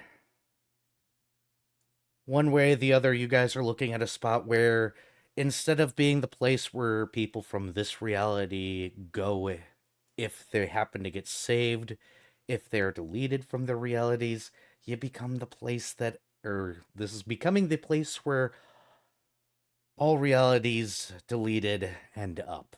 Period. Hmm. Oh, so all lost souls, not just the deleted. If Erebane chooses to make the step forward, that is. Which is something that you all will have to be a part of as things change. Well, We- Brett will be helpful and supportive. Of course, as we know, recallers will still have to go out to go and deal with the bullshit.tm. It's just the purview might have expanded significantly, or might be. The government will have to actually start figuring things out because the more people there are, the more problems there will be. Twilight will need a military to actively pursue threats that try to do what the Unraveler did. And this Unraveler will not be the first that Twilight sees. Among others that have ever hit this point. The multiverse is a very big place. Should Twilight go that way? Of course. But that's something we might have to figure out much later on.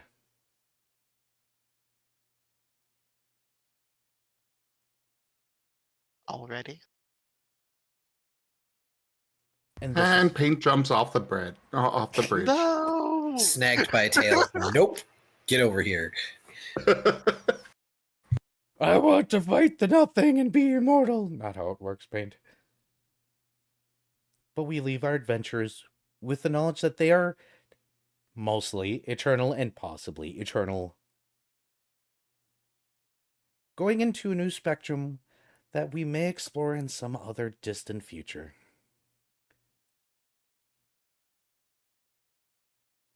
And recallers can show up in any campaign now. For any GM or Oh. ST that wants to have a recaller show up, you may do so with permission from me. I mean, I've already been having paint show up all over the place anyway, so. Spectacular.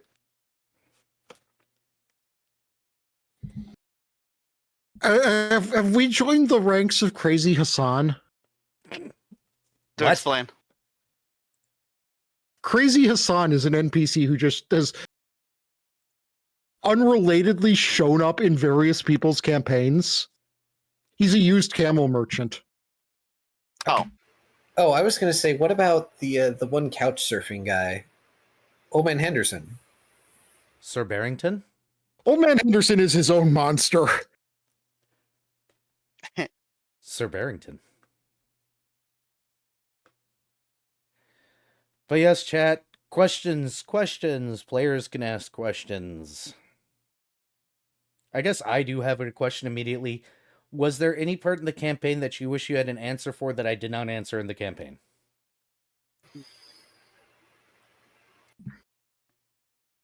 What actually happened to those soul echoes? The ones that were left with Erebane? Yeah. He's gonna be a father. Again. Yep. I thought that was obvious.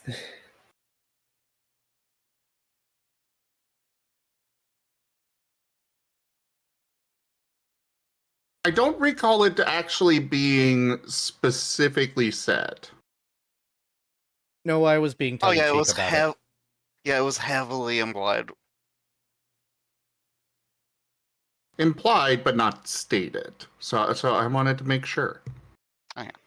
Yeah, why do you think Lost was constantly talking about, I guess I'm going to be babysitting? I was being tongue-in-cheek about it.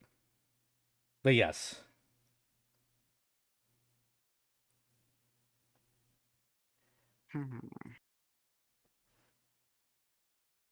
I'm trying to think of something. The other forms for Well- Lost? Lost could answer that one. Sorry, let me look at the chat. What were the other forms for Lost? Please elaborate. What do you mean by other forms? Oh, is he talking about the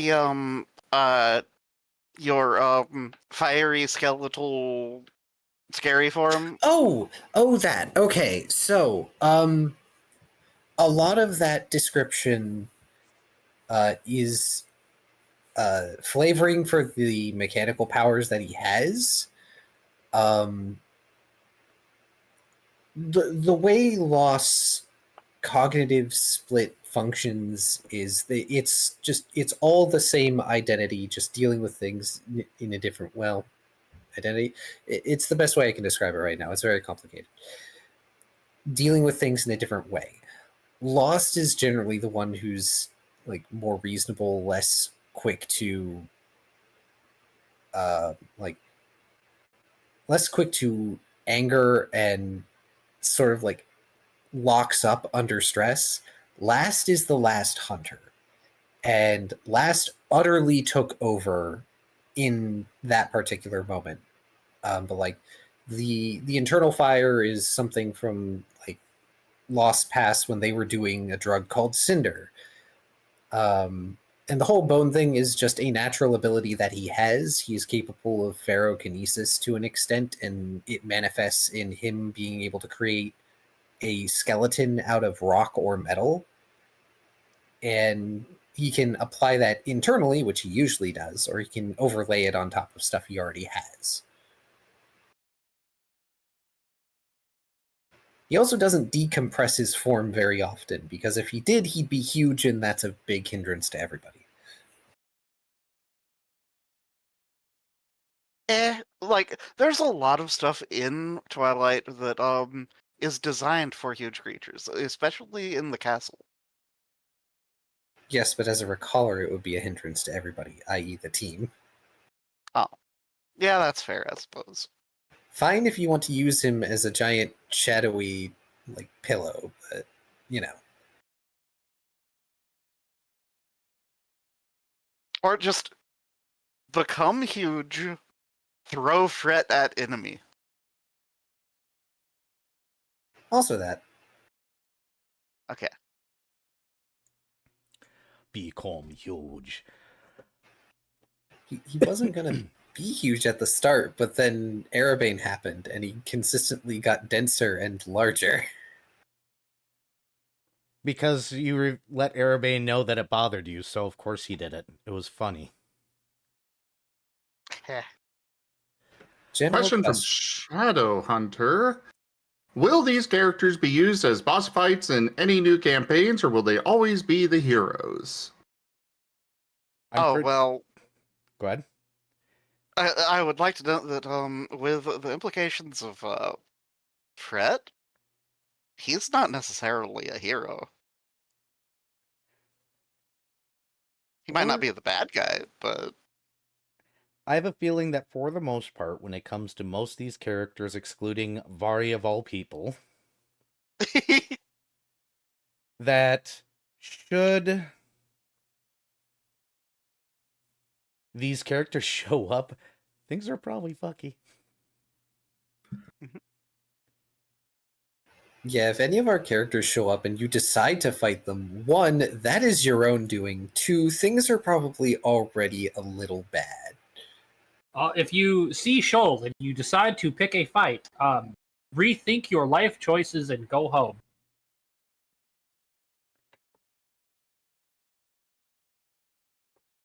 Yeah. But generally, If Shoal's you- probably not a bad, unless you tag it.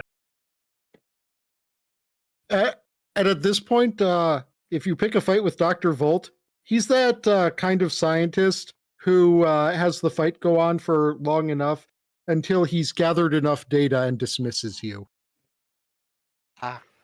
Oh, so Vexen.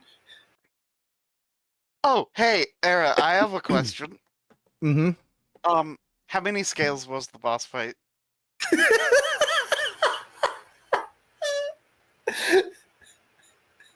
Why are you making me do numerals now?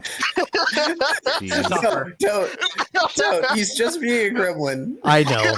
We do have a question for chat for everybody. It says, so what's everybody's favorite villain and why? Arson and funny.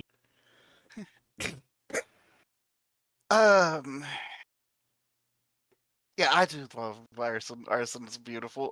But also, hmm,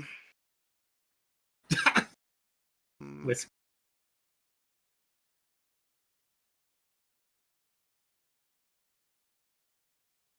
I don't know. What Wait. was the guy that ran the bar? Him. Tooth? Tooth? He's Two. not a villain. He's a villain to paint.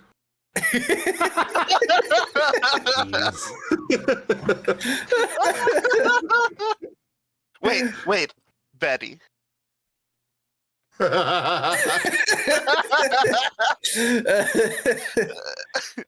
Betty is all right. We're talking about antagonists here, not villains. But I get the point.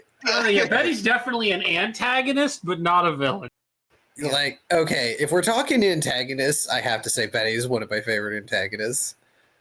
Yeah, like, if we're talking villains, I kind of wish we could have seen more of like villainous wizard dungeon, but we kind of like broke the wizard dungeon by using arson as a bomb.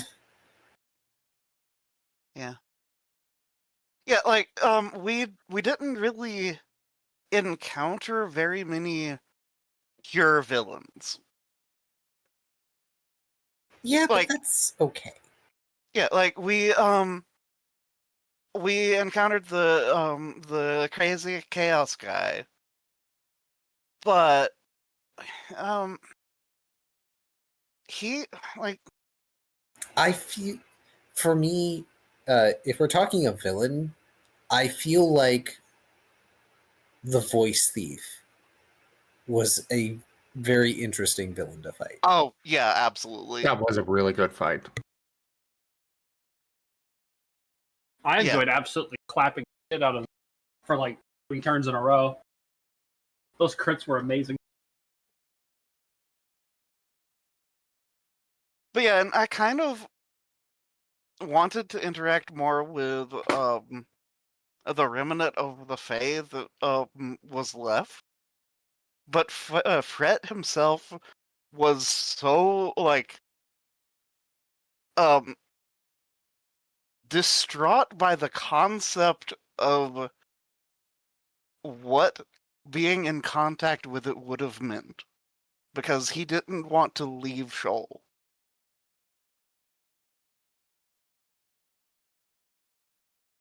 Understood. Do you have So, any input, yeah. Taya? Not really, no. Okay. Oh, Let's see. No, Paint did Well, not then, create a lizard apocalypse. Go ahead.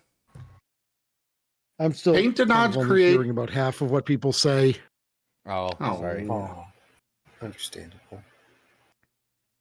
Paint did not create a lizard apocalypse yet. oh no. Right, okay. I'm beginning to understand. One of Paint's divine abilities is going to be summoning an army of elemental lizards.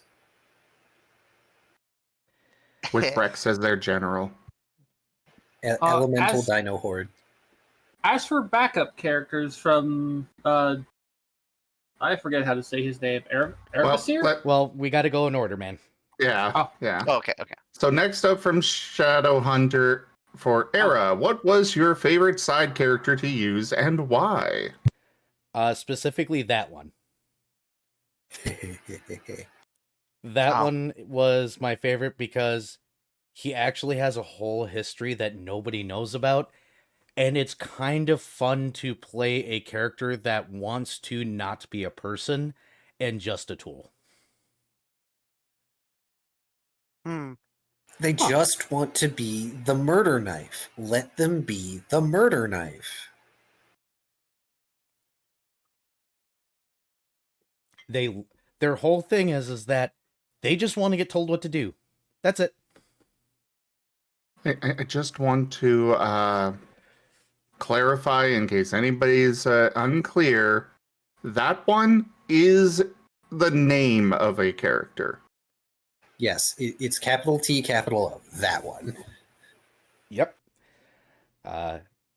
They go by that because they don't want an identity. So they called themselves that one because it strips them of an identity. Their pronoun is it. Mood.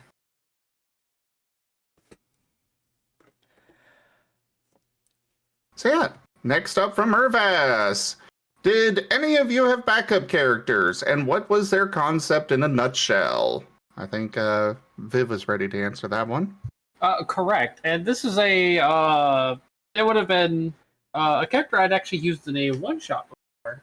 Skitter the Troc. Oh my gosh. Oh my gosh. Oh no. How would Skitter have gotten out of Ola Run? The same way Fret did, probably, or, something similarly awful. Yeah, there's a lot of awful things down below the mist, so hey, like, whatever. Messing around with time warping metal. Probably. Oh, right! They had the, that thing from that place. Yes. Oh, yeah. As for her concept, giant, and I do mean giant, bug mom with a oversized greatsword.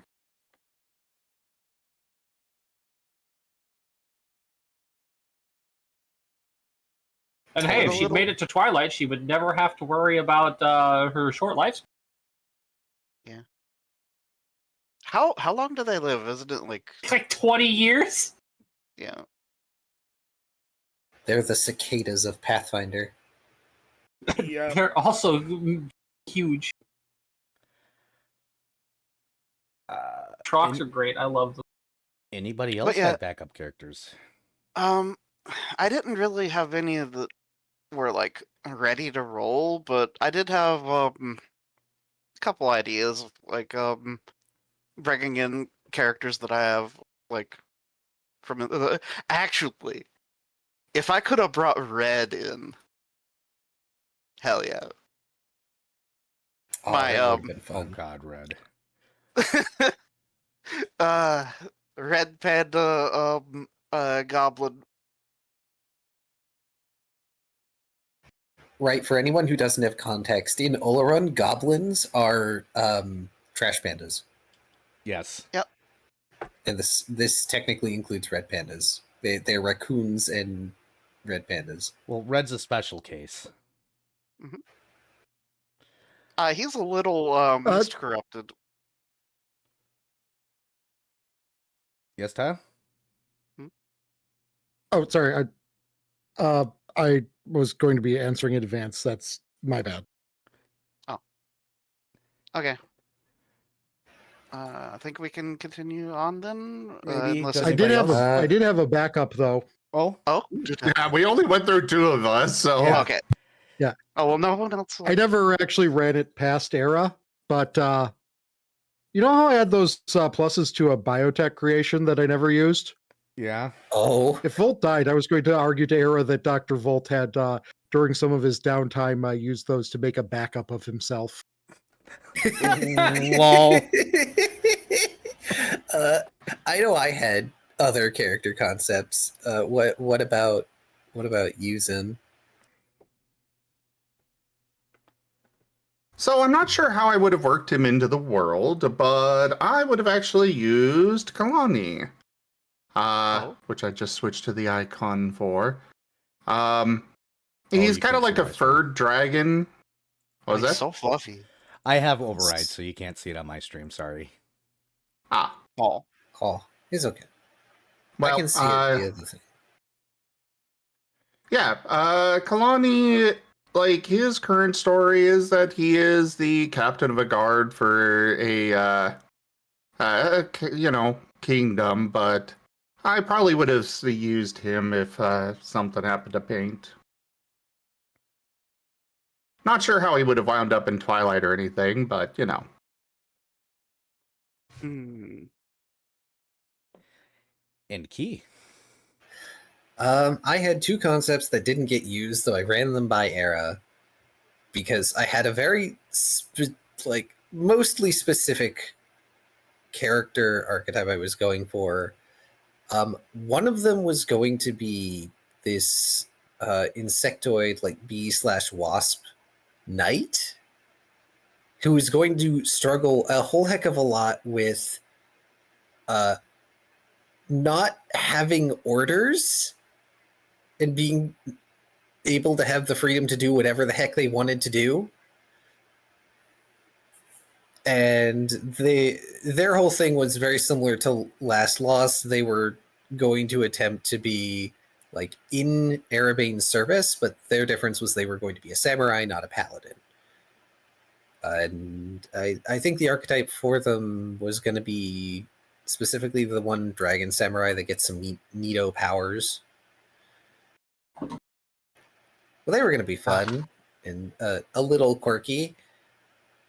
And the other concept that the character may pop up elsewhere, but the concept I was going to use for Twilight specifically was this Griffin character who came from a world inhabited by these massive creatures that people just sort of lived on.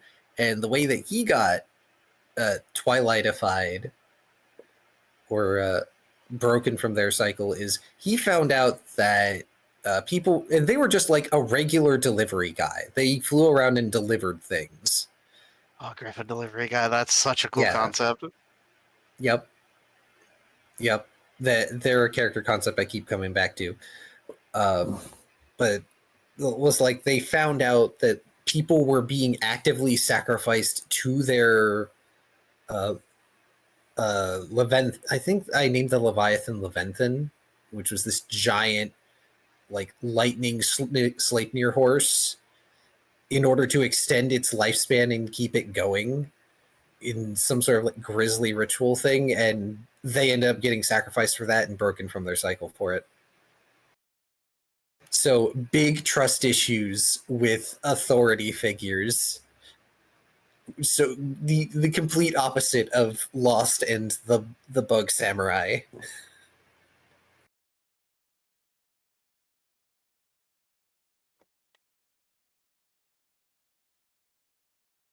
Right. I believe that was everyone. Right? All right. Next up from Irvas. For Era, what kind of bad endings awaited if the players failed to stop one of the main villains? So if they didn't stop surveillance, Twilight would have fallen apart. It was going to be continuously shoved into being part of reality, and Arabane cannot be there, so it just would have broke. And it would have been great. If the Unraveler was not defeated, this reality faced a possible end, and a giant, huge boss that would have to be dealt with much later at a much higher level campaign. Aw, dang it.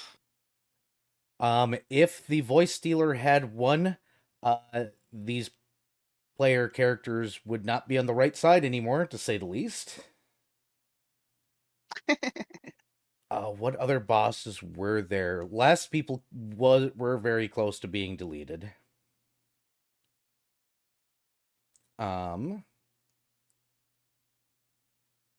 If they had... Go ahead. If the God's Blood bomb would have blown up, that would have deleted Twilight. Yep. The wizards from that one planet would have just continued doing their but then they would have been aware of Twilight, which would have been a concern. Yep, that is a future problem that we don't have.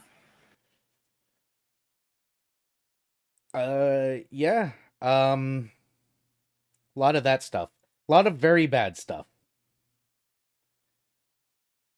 There were some very hefty downsides. All right. And don't forget, everybody, please post your questions. We're on to the last question here. Well, no, I guess there's one from Mala, but yeah, post your questions. Otherwise, we're gonna have to end because we got nothing else to ask, or answer, so ask. Anyways, from Shadowhunter, general question: if one of your characters were to turn completely evil and try to destroy the rest, who would it be, and would they win? Dr. Volt, probably no. Yeah, I was saying my vote's it's like of all the characters that would like go evil, it would probably be Volt just because he went mad with science. And I don't think that's more chaotic than evil, I think. Or something. I don't know. Like, okay. He is the one with the least ties to others. So Dr. Volt was the one that got the mind bomb thing happen. Yeah, he did have the very chance to turn evil, but he also saw it as a puzzle to try to work his way out of. Yeah. I mean, if we're doing purely hypothetical for each of us, if Lost were to turn evil, at his current power level, he might win, but he would do so very strategically. He would be using his all of his tools to pick people off like a sniper. And I think the only reason that would happen is if every other part of him shut down. For it would have to be a terribly traumatic event to make him shut down and go into everything else needs to get out of my way so I can do the thing. Yeah, for Fret, it would take losing Shoal, or potentially seeing bad things happening to his family or something in the world mirror. Yeah, I would definitely say Fret probably is behind Volt the most likely. Yeah.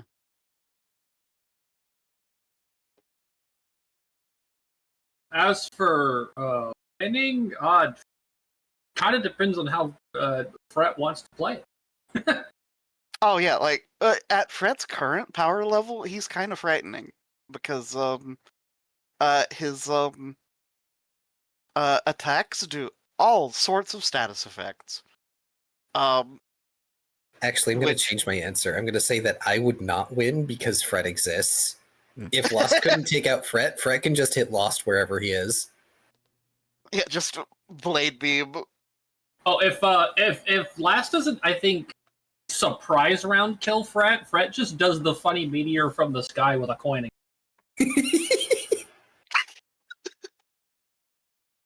Yeah. I think just teleport into the sky and then several rounds of prep work. And then terrible things. As for Shoal, a lot of things I think would have to go wrong in a very specific way for Shoal to go evil. Or, it could have happened with the whole, when he got that level of cleric, because of the whole, yeah, you're kind of channeling a little bit too much hunger domain there, Chief. So, that could have been possibly bad, but, Fret would definitely have to be dead for Shoal to go evil. And Fret's probably the only person I think who could beat Shoal one-on-one. Okay, so hear me out though. Paint could tank you for a while, and then maybe real staff you. At the current power level, no. it'd be a very right, long because fight. yeah. No, with my current Vorpal Strike, unless Paint has a lot more damage reduction, I think I can just one-shot him. Oh. Yeah, it has achieved rocket tag levels of nonsense. for Yeah, most of- Shoal is essentially rocket tag in that if he gets a full attack off on anyone in the party uninterrupted, he probably kills. Yep. Yeah, so it's a And huge game of how things go. Yep. With almost all characters. Yeah, like, So, I do want to back up a bit to Volt going evil. Hmm? If Volt went evil, suddenly we would just have to fight our way through multiple layers and fight a bunch of robots and acquire their powers from them before we finally get to Volt himself. And oh my god. Then Volt would just walk away because it was an experiment to be like, good job, guys. yeah, This experiment is over. That'll just peace out. That'll just peace out in UFO. Yeah. I feel like Volt would actually make it into a stereotypical UFO just for the lulz. To prove that he can make it work no matter what the shape.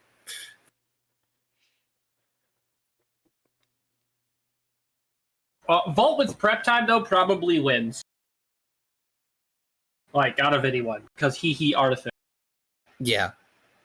Absolutely. I mean, this is true, but at the same time, he is also, you know,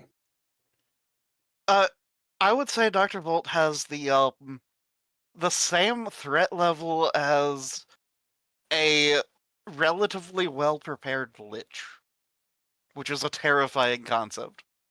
Yes. that's fair.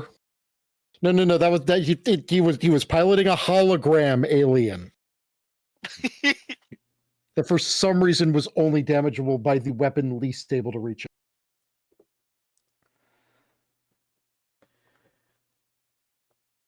As for Prank War, Well, Hold hold on. on. hold up. Yeah, we got a couple questions before that one. I Alright. missed that one.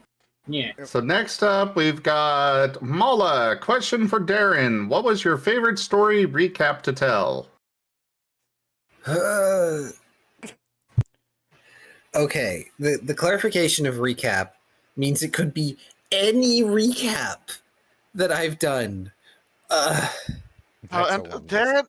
Darren has made cameos in other games too, which is kind Correct. of funny. I'm just going to say that it is limited to this campaign, though. Yeah, I was thinking in this campaign alone. As a player, my favorite recaps are the ones where I get to make all the funny names for the druids. Just because I get to say them with such a straight face, and having other people react, just it feeds me. Darren's favorite story recap is probably the ones that are the most informative. Because for those who don't know Darren, he's this huge like story and history buff. He's got like his magic literally runs off of retelling portions of stories that are written into his scales. I think one of his favorites would have been recapping Lost tearing into the council. He would have taken personal gratification in that.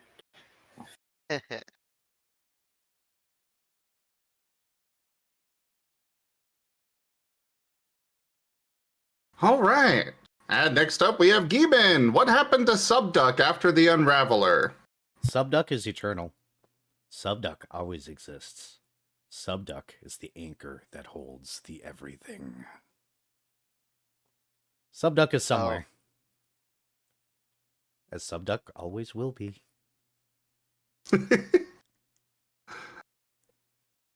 And from Irvas to me, what kind, if any, character would Paint consider dating? I did not consider that at all with Paint, so no idea. You just asked the Ace Arrow character if they ever considered dating. Paint is too much of a good boy to date. They are pure and petable. Paint will go date era. There you go. Can we not re-go through that again, please?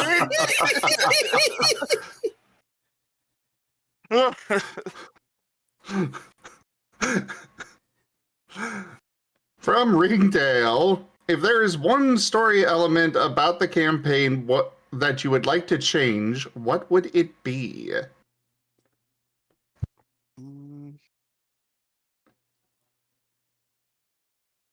Hmm. I feel like this is a bit of an era question. I think it's a suitable thing for everyone to chime in on. I don't know. I'm fine with it. I like this. I Um, like every part of it. I liked it as well. I think the only thing that I would want to change is just more Recallers quests, personally. Yeah, just the ever-present more is that's Yeah. More of the same. Give more. Personally, I wish I would have tied the Unraveler a little bit more into the main plot earlier on and kept him around longer, but that would have had me run a lot more subplots, which would have dragged out this campaign quite a bit longer. Yeah.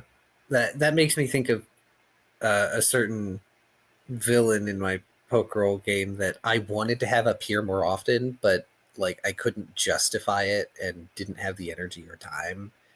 And it still ended up satisfying how they ended.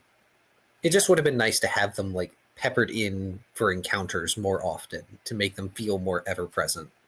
Yeah, which was my original goal, but when you're dealing with the Recaller stuff, the Recaller stuff alone were little quests that needed an end, and I also wanted to press in that Twilight's in a place where things aren't as safe as everybody assumes them to, which was the main theme of the game, was no, things are going to be fucked up and you gotta face it kind of idea that I was running with. Yeah. Everybody's actually- treating the prison as a haven and it's not. I have a thought of a thing that I wish there was more of. I wish there was more of going to different places where the mechanics were different. Like the concept of like going into a Pokemon type world and having to deal with conforming to that type of reality. Yeah, like old throwback anime reference that kind of is a concept of this. The Tsubasa Reservoir Chronicles. Oh, yes. I know what you're talking about. Gosh, it has I- been an age. Highly considered it, but the level of complexity to that made me go, no. Yeah. There were a couple of mission options I know we ended up not taking or going on that seemed interesting that we didn't, that I feel like could have been fun to go on. Like there was one that was the world was like plunged into darkness or very near to darkness, but I think we may have done that one. You did not. Ah, okay. That could have been interesting. Yep. All right. But it's stuff for another time. Yes. I keep Also, yes, Whiskers did have to go. He's not feeling well, unfortunately. Oh, Hello, bye, okay. Whiskers. Bye, Whiskers. Bye, Whiskers. We love you. So, I guess anybody else want to say anything on that? All right. Oh, did you? No. Okay. From Shadow Hunter, general question. If your characters got into a prank war, who would win? Winning is pranking the others at least 3 times before they prank you. Definitely Paint would win. Arson. Arson. Arson. Yeah, arson. Like, Fred has high-ish sleight of hand, but he hasn't invested in sleight of hand. It's more just because of his, he's got a set of gloves of larceny and high dex, and that's pretty much it. Shoal could probably avoid being pranked pretty well. That's about it. I'm saying paint because he can just, manipulate the terrain as he pleases. And he'd still have to find Shoal. But But he yeah, can sniff out Shoal. Fred's sleight of hand is only a 17. I raise a counterpoint, Sim. There's odor Order removal soap. reducing. Yeah, so Shoal can just go into a crowd after using that and just stealth away. Hmm. The answer is it Of would be a course. chaotic mess. And lots of consumables would be used. Yes. I can tell you who would lose. How about that? That or Shoal would just go hide in the ocean, and everybody else would just have to deal with it themselves. Volt and Last. That's probably would technically not last not long. winning. No. I think Volt would do just fine once he understood the assignment. Lost is the one who loses outright every single time. Oh.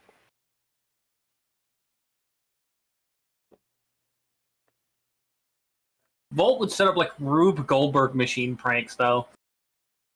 They It would be amazing. terrifying.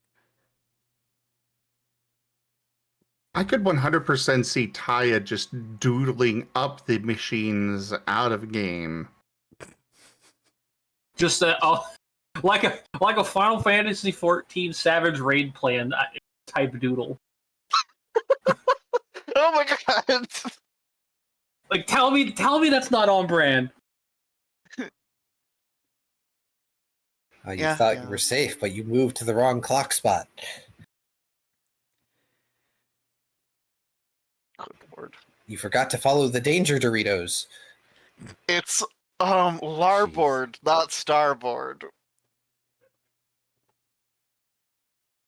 Damn it. So, next up from Key, how many pages do the group think this game's notes have taken? 530. A book. Over 700. A book that we're going to publish. 531. I'm going to go with, okay, I'm going to go with the, the Wheel of Fortune answer and just say 1. Shoal was the closest. It is 676 pages. Oh, but he went over, so he doesn't get it. Yeah, so bust, so I win. Damn it. Cheater. What's funny is I considered saying 630, and then I was like, no, I'll just bump it up to 700. Well, I will say, based on approximations, Shoal is still the closest. If we're playing by game show rules, then yes, Tret wins. This is not a game show, though, therefore. Yeah, Correct. yeah.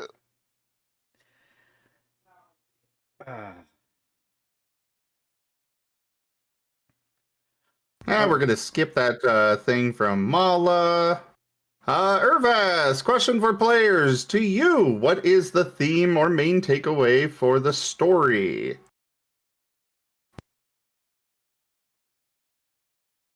I believe He asked that just before I stated what I intended. Oh, okay. Yeah, so...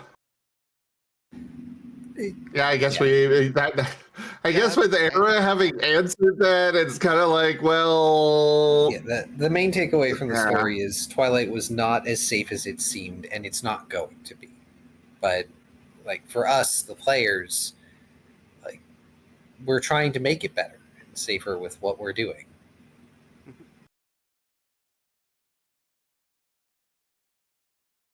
so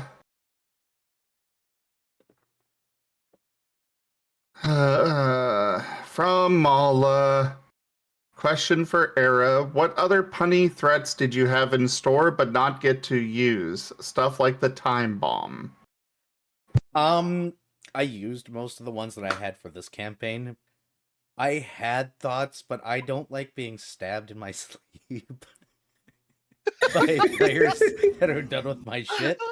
So, Oh, I try to be at least clever with my punny ideas.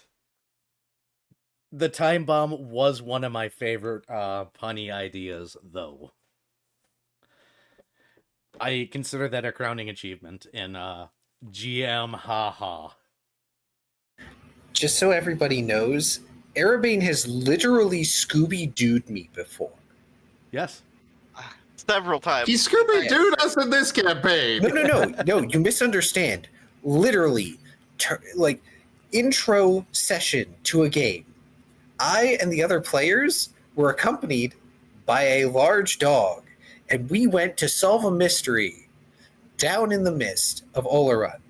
And it turned out to just be a guy in a mask and an outfit. Literally Scooby-Dooed us. Yep. Absolutely and then, destroyed. I had a backup character come in that continued to Scooby-Doo them, and they didn't realize it. Yep.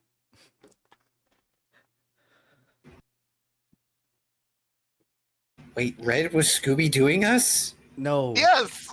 Well, like, I mean, partially. Yeah. But yes, I've Scooby-Dooed my group so many times. No. Rogue was Scooby-Dooing y'all. Okay, I was going to say, wait, Red Scooby-Dooed us? I don't understand. Rogue, I understand.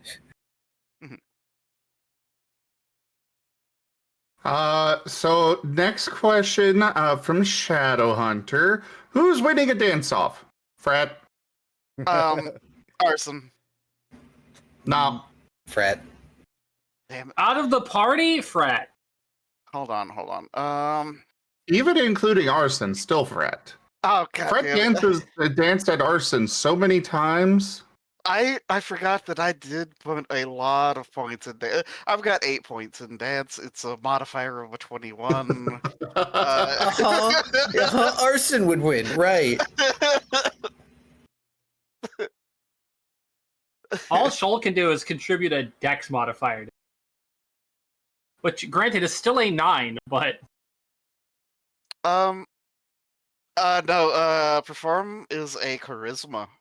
Oh, well, Shoal's not fucking dancing well. Oh. 2 left paws.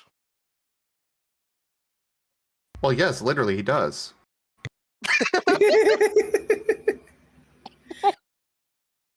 Shoal is not charismatic. Oh. It's his only negative stat. Diplomacy, It's strength what's for that? paint. Strength for paint, even though paint is immovable, which is hilarious. Paint decides when the cuddles end. The immovable object conundrum. Except as a player character. Gosh, now I'm imagining paint like flopping on top of Lost and Holstaff at some point and preventing them from leaving the bed because Paint wasn't paying attention and has decided that he is tired and wants to cuddle. And now he is getting cuddle. There is no escape.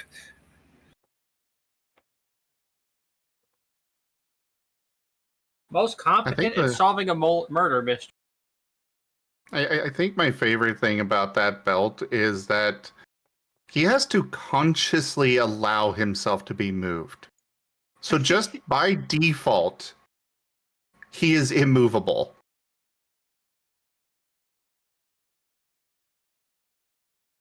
So, if Paint ever gets knocked unconscious, woe betide anything underneath him.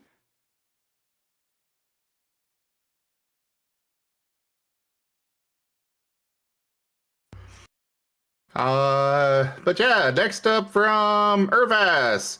Which character would be the most competent at solving a murder mystery? Volt.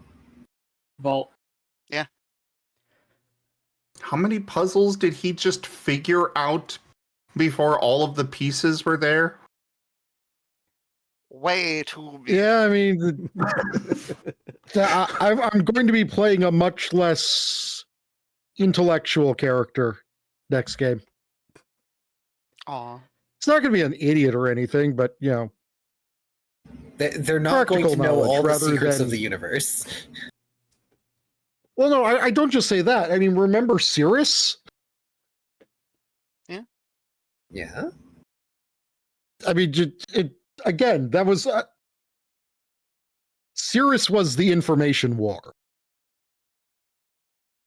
Oh, No- the, Hell, none of us Cirrus are- kind of became goddess of the information war. Well, look, that Spirate speech was enough to send anyone into Yes. divinity.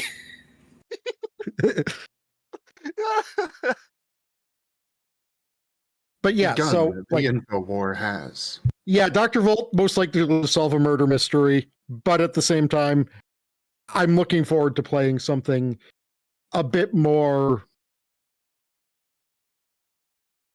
Yeah, I'm going Now- to solve this by solving it rather than I'm going to solve this by figuring it out. Now, as a counterpoint, Fret is the most likely to cause a murder mystery. And in Are fairness, you sure? Lost is probably the most likely in that case to catch Fret having done the murder mystery. He won't have solved how it was done, but he will figure out that it was Fret.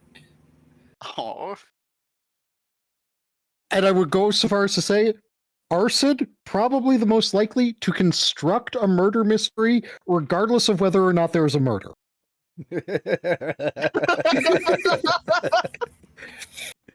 Yeah. Also, semi-related, Arson most likely to find a murder and then orchestrate a mystery around it.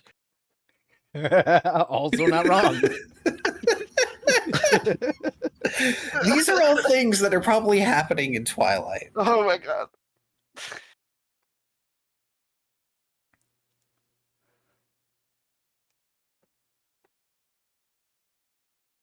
From Irvas, is it, for me, is it fitting that the final session for a campaign is the last session before you move? It does feel rather interesting. It's intriguing. Last stream, last tabletop session in this place is the end of a campaign. So I get to start a new campaign fresh in the new place? Yeah. Yep, and Tel will be joining us for that campaign. I am sorry for you. I've been bribed. I'm literally getting paid. This is not a joke, by the way, chat. I said I wouldn't want to include Tel unless I was getting paid. And the question was asked how much. And he gave a number. Oh, wait, did you answer the question I had about that? It would Let me probably see. be better session by session. It's easier to keep track of. Okay, because, yeah, What I was... question? Huh?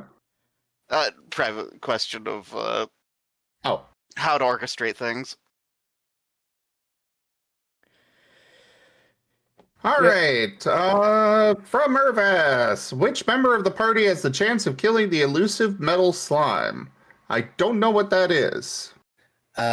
Dragon Quest It- monster, metal slime. Well, metal slimes and similar creatures. It basically very rare enemy, valuable if you kill it for either money or experience points. Super difficult to kill. Sometimes it sets the damage that you can do to it to 1 and has low health. It's just really hard to kill. Basically, they've got like nearly infinite defenses and nearly infinite evasion. But they also have like 10 HP. And they will run away at the drop of a hat. So to answer this, Dr. Volt, because he's got that Magitech missile, magic missile Gatling gun. So I would like to note that... So it always hits. It does a whole bunch of instances of 1 damage minimum.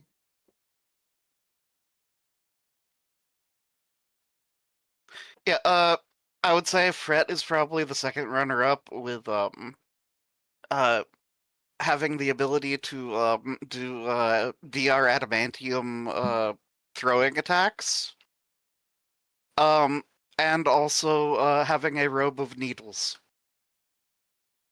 I'm going to unless it has actual like set damage value powers, I'm gonna say that Lost would actually be behind Volt and ahead of Fret, because if he's allowed to smite, mind you, he ignores Oh, DR and he hits touch. Yeah. Which, yeah, admittedly a little difficult, but he can hit pretty high numbers. But yeah, Robe of Needles though, even if it runs away, it's still dead. Bleeding. Uh-huh. Paint definitely would not manage to take it down. Well, that's because You've got Paint's the burst job. Yeah, but that is still just one attack per turn. Hmm. But either way, Paint's job was not DPS. His job was take the damage and heal people. Yes. You know, you're right, Mala. Paint would probably try to befriend it. Paint has Oh. obtained the metal element.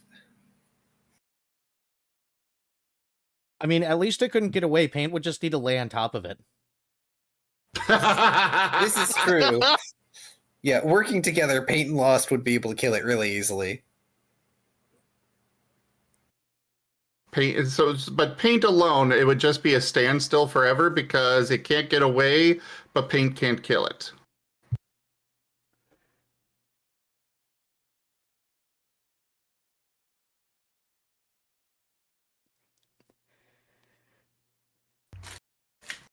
But Twitch, let me scroll up, please.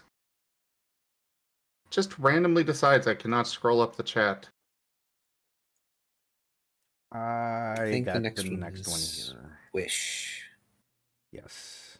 Yeah, I was trying to scroll up to see it, and Yep. So Mala asks, your characters get one wish. What is it? Paint would want everybody to be okay, safe, and happy. That's a dangerous wish. The ways I could Yep. twist that. Well, I mean, if I were actually making it, obviously I would put in all of the, make sure all of the normal stuff is covered, because, he is Fae. But I don't need to worry about that right now.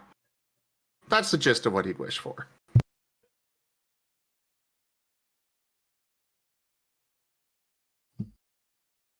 Hmm.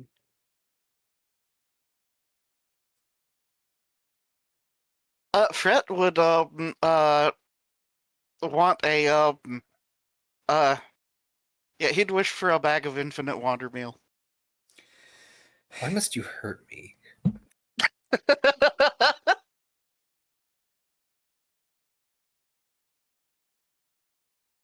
Oh, Yep. wait. It's crunchy. So you eat it for the texture. Uh-huh. Lost can make you crunchy desserts and things. Yeah, but those have sustenance. He doesn't need that.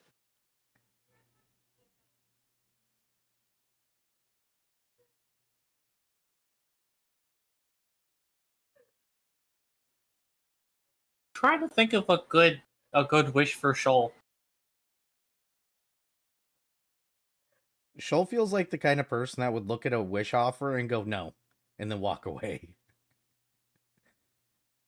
Oh. No, he'd go no, knock their mug off the table, and then walk away. Okay. Or fair. lamp. Or lamp, or something off of the table. He would find something to knock over before leaving. Well, yeah, if it's a gin in a lamp, he says no and then just slaps the lamp off of the table. I don't know. I don't know what Lost would want to wish for. Because he kind of has everything he could really need. And that's kind of where Shoal's at. Shoal's like, okay, he's got Fret, He's got the ability to go on adventures and eat things. He has the ability to eat things. Yeah, that's about it. Like there are things he could wish for, but there are also things that he could feasibly get or obtain given enough time.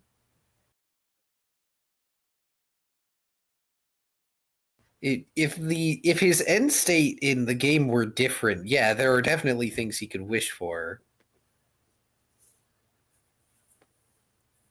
Well, okay, I lied. There is a thing he could wish for that he won't. What is Uh, that? Well, one, it's probably not possible anymore with a standard wish.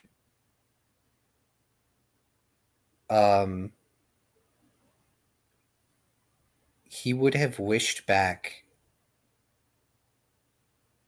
the group of friends that he was with when his world ended.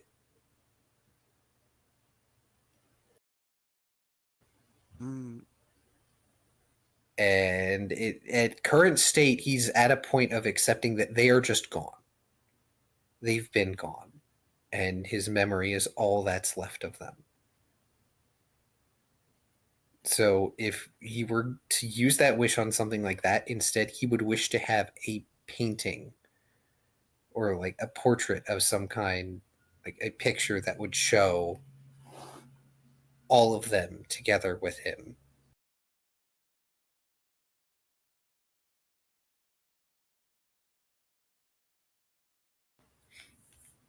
And that way you could hang it up either in his house or in the bakery. I mean, that's something that paint could do for him. Oh, Yeah, see? He doesn't need a wish for this stuff.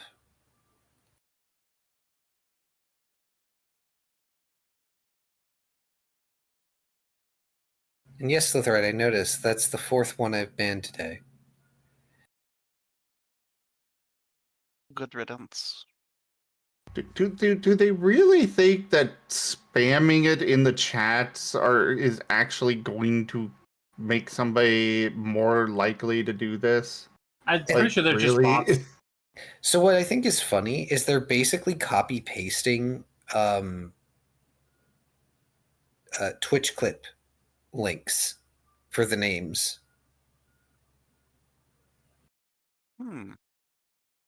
Because look, that one's like coercive black, comparable black or coercive crumbapin. Like that's the sort of stuff you see in the Twitch clip link names.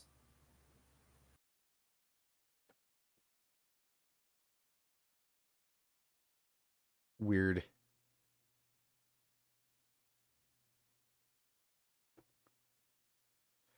I'll be honest, Sim. I saw the message and I was like, "Oh my god, I need to ban another one."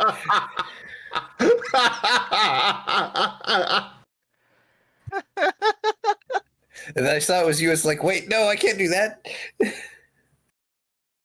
I don't know, and I don't know how to fix it either. And they all get banned immediately.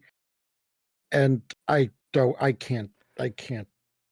Everything is going wrong technologically, and dwelling on it more is just making me even more upset. Yeah, don't worry about it. I got it covered. Let's see. I think this is the next question. Correct me if I'm wrong, but another question: who is the best chance of getting away with murder? Shoal. Shoal. Well, maybe Fret, but Shoal probably wins. No, like Fret has unfortunately fallen into the problem of being the likely culprit.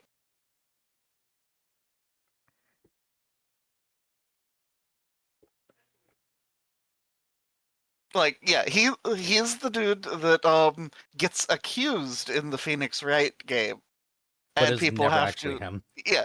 Yeah. Like, this is the most murder-looking murder person ever. Meanwhile, Shoal is there looking innocent. Yeah, Shoal over there being cute and pettable, even though they're not cute. Oh my god, and wearing the bow. And when they have their third act breakdown, the bow comes off and you see just how dangerous they are.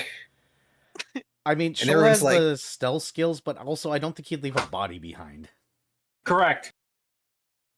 Yeah, that's why I'd say Shoal. He wouldn't leave the body behind. He's got the stealth skills to get away from the area altogether. Like, He can fly, so he doesn't leave tracks. yeah. I feel like in order of the player characters in who would most get away with murder, I feel like it would be Shoal, Fret, Volt. No, Dr. Volt. Really? Volt before Fret? Yeah. All right. So I guess that to me that's a bit of a toss up, but like I see where you're coming from. Yeah, because Volt can has premeditate the heck out of it. Right. Whereas if Fret's going to murder someone, it's going to be a spur of the moment thing. Yeah, the real question is who could commit murder without leaving evidence versus who could commit murder and then orchestrate things that they got away with.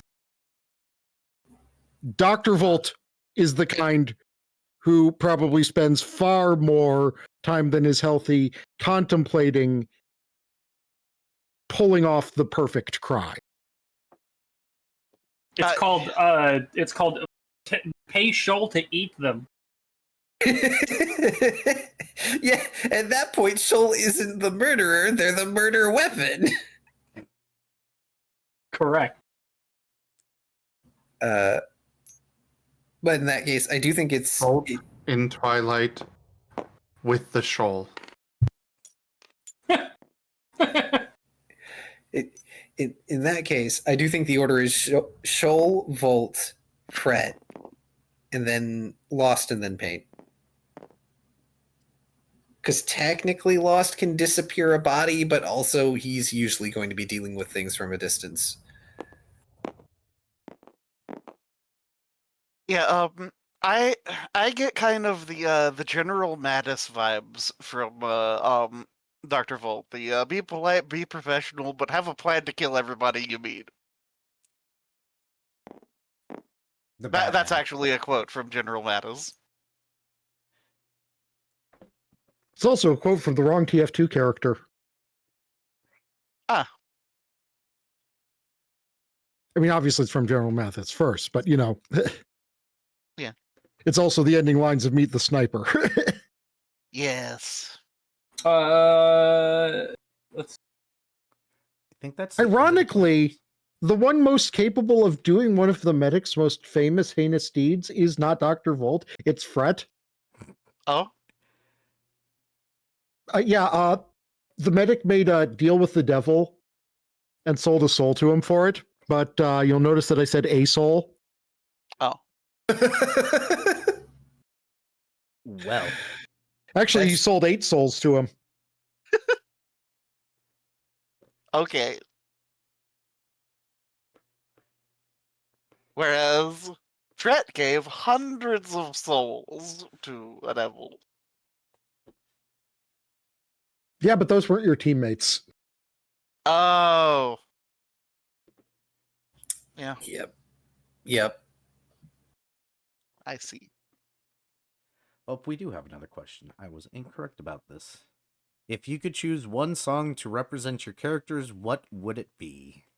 I have an answer. Oh, Veracity. yeah, I'm not surprised. Brass? Veracity. One of the Overlord opening songs. I Yes, you are very, very crazy. You are very, very hungry, very. believe. I should know it's in my favorites. It is such a good song. I am always terrible with this question. I get asked this question a lot. And I think the only character I've been able to answer that with is Asher. What's Asher's song? Oh, Death.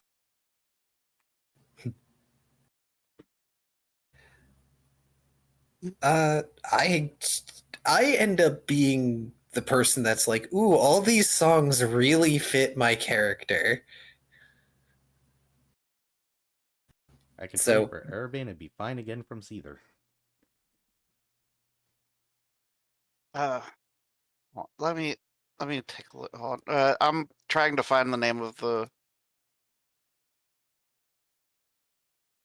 I also am. Oh yeah, I really don't know songs, so you know.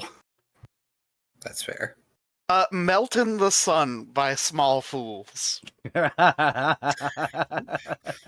gonna have to listen to that. Yep, same. I haven't heard of that one.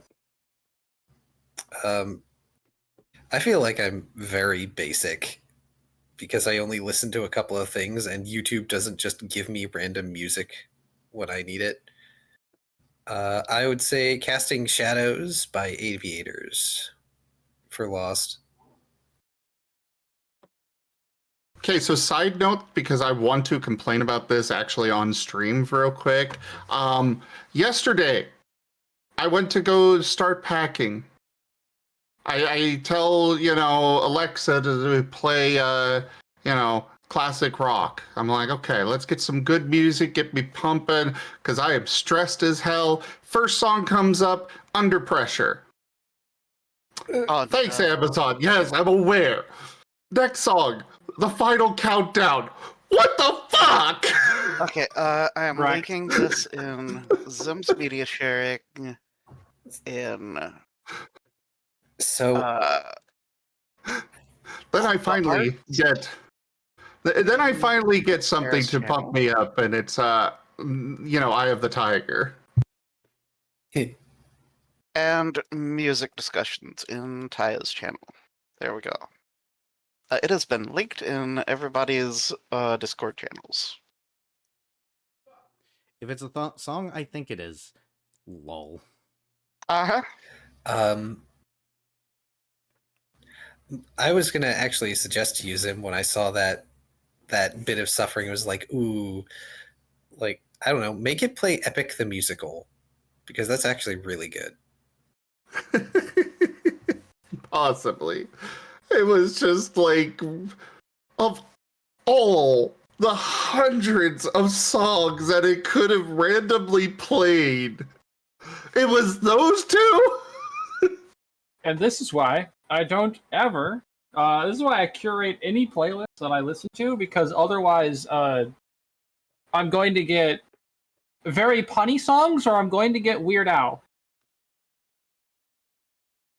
But Weird Al's great. My Spotify is obsessed with playing Weird Al songs in a row, and I don't know why.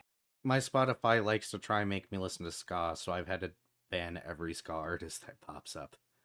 Because I don't actually like ska at all. Understandable. Then why are you helping develop it? Huh?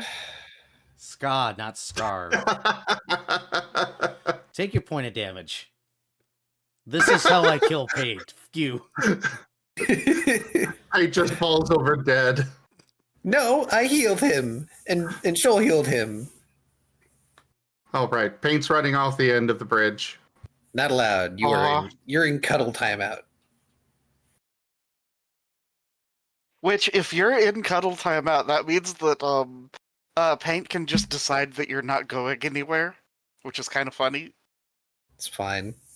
I deserve a vacation after we killed the Unraveler. Last and Paint are just forever trapped on the underside of the bridge, and Era's just like, I want me time! Go away! Hold on, let me just shift all of existence here slightly so that way you guys just leave me the fuck alone. Just stone grinding sound as the whole city rotates slightly, but Lost and Paint just don't move. So they get shifted a little bit to one other location. Slitherite, that's not how it works. Paint needs to be touching the ground. which means Oh. if I caught paint midair jumping off the bridge, technically I can move him. Oh yeah, because it is an earth elemental thing. Also, yeah, like doesn't that also give paint a earth elemental form for like a temporary thing? I think we decided that he could take whichever element he was tied to at the time, but yes. Oh, that's cool. Never did have an opportunity. No, I did use it once, I think. Yeah, well, I mean, I had Every several one crazy ideas. place. Yeah, I had several ideas of things that didn't get used, but it's fine. It happens. Yeah. All right. Irvas, I am going to be skipping that because not everybody knows who Nova is. And that is a Ah. long explanation. Let's see here.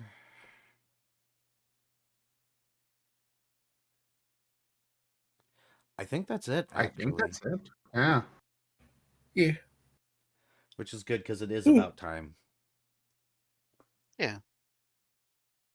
Just 30 minutes shy. And I smell food. Big sleepy. And food sounds good. Zim, are you continuing Well, tonight or are you going to be ending? I will be ending. Gotcha. So we So, need to find somebody. I am to- definitely going to be ending. Already. Real quick, everybody, we will be doing Star Wars Empire Strikes Back as well as Return of the Jedi tonight on our Ooh. Discord, so come join for that. We'll be starting in a few minutes after we end. Yep, and then in 2 weeks we will be doing Session 0 for the new game, so be here for that. Ready. Elsewise, I think I might just raid Raygon tonight, because what else do I got? Seal's probably not going to be going much later. And I know Raygon doesn't sleep. No, he does sleep on stream. Yeah, I was gonna say, like, I've popped into Rygon streams periodically only to find out, oh, they're sleeping. Okay, I'll come back later. All right. Well, might as well hop over to credits and say thank you all so much for joining on this wonderful campaign. I do severely hope that everybody enjoyed everything. As far as the YouTubes and the Twitch and the everything else, thank you for joining, everybody. We'll see you next go around. And yeah. Like, subscribe, follow, take better care of yourselves, fellow adventurers, and for this game, goodbye. Bye. Bye Bye, bye. everyone. On my side of things, thank everybody for joining us for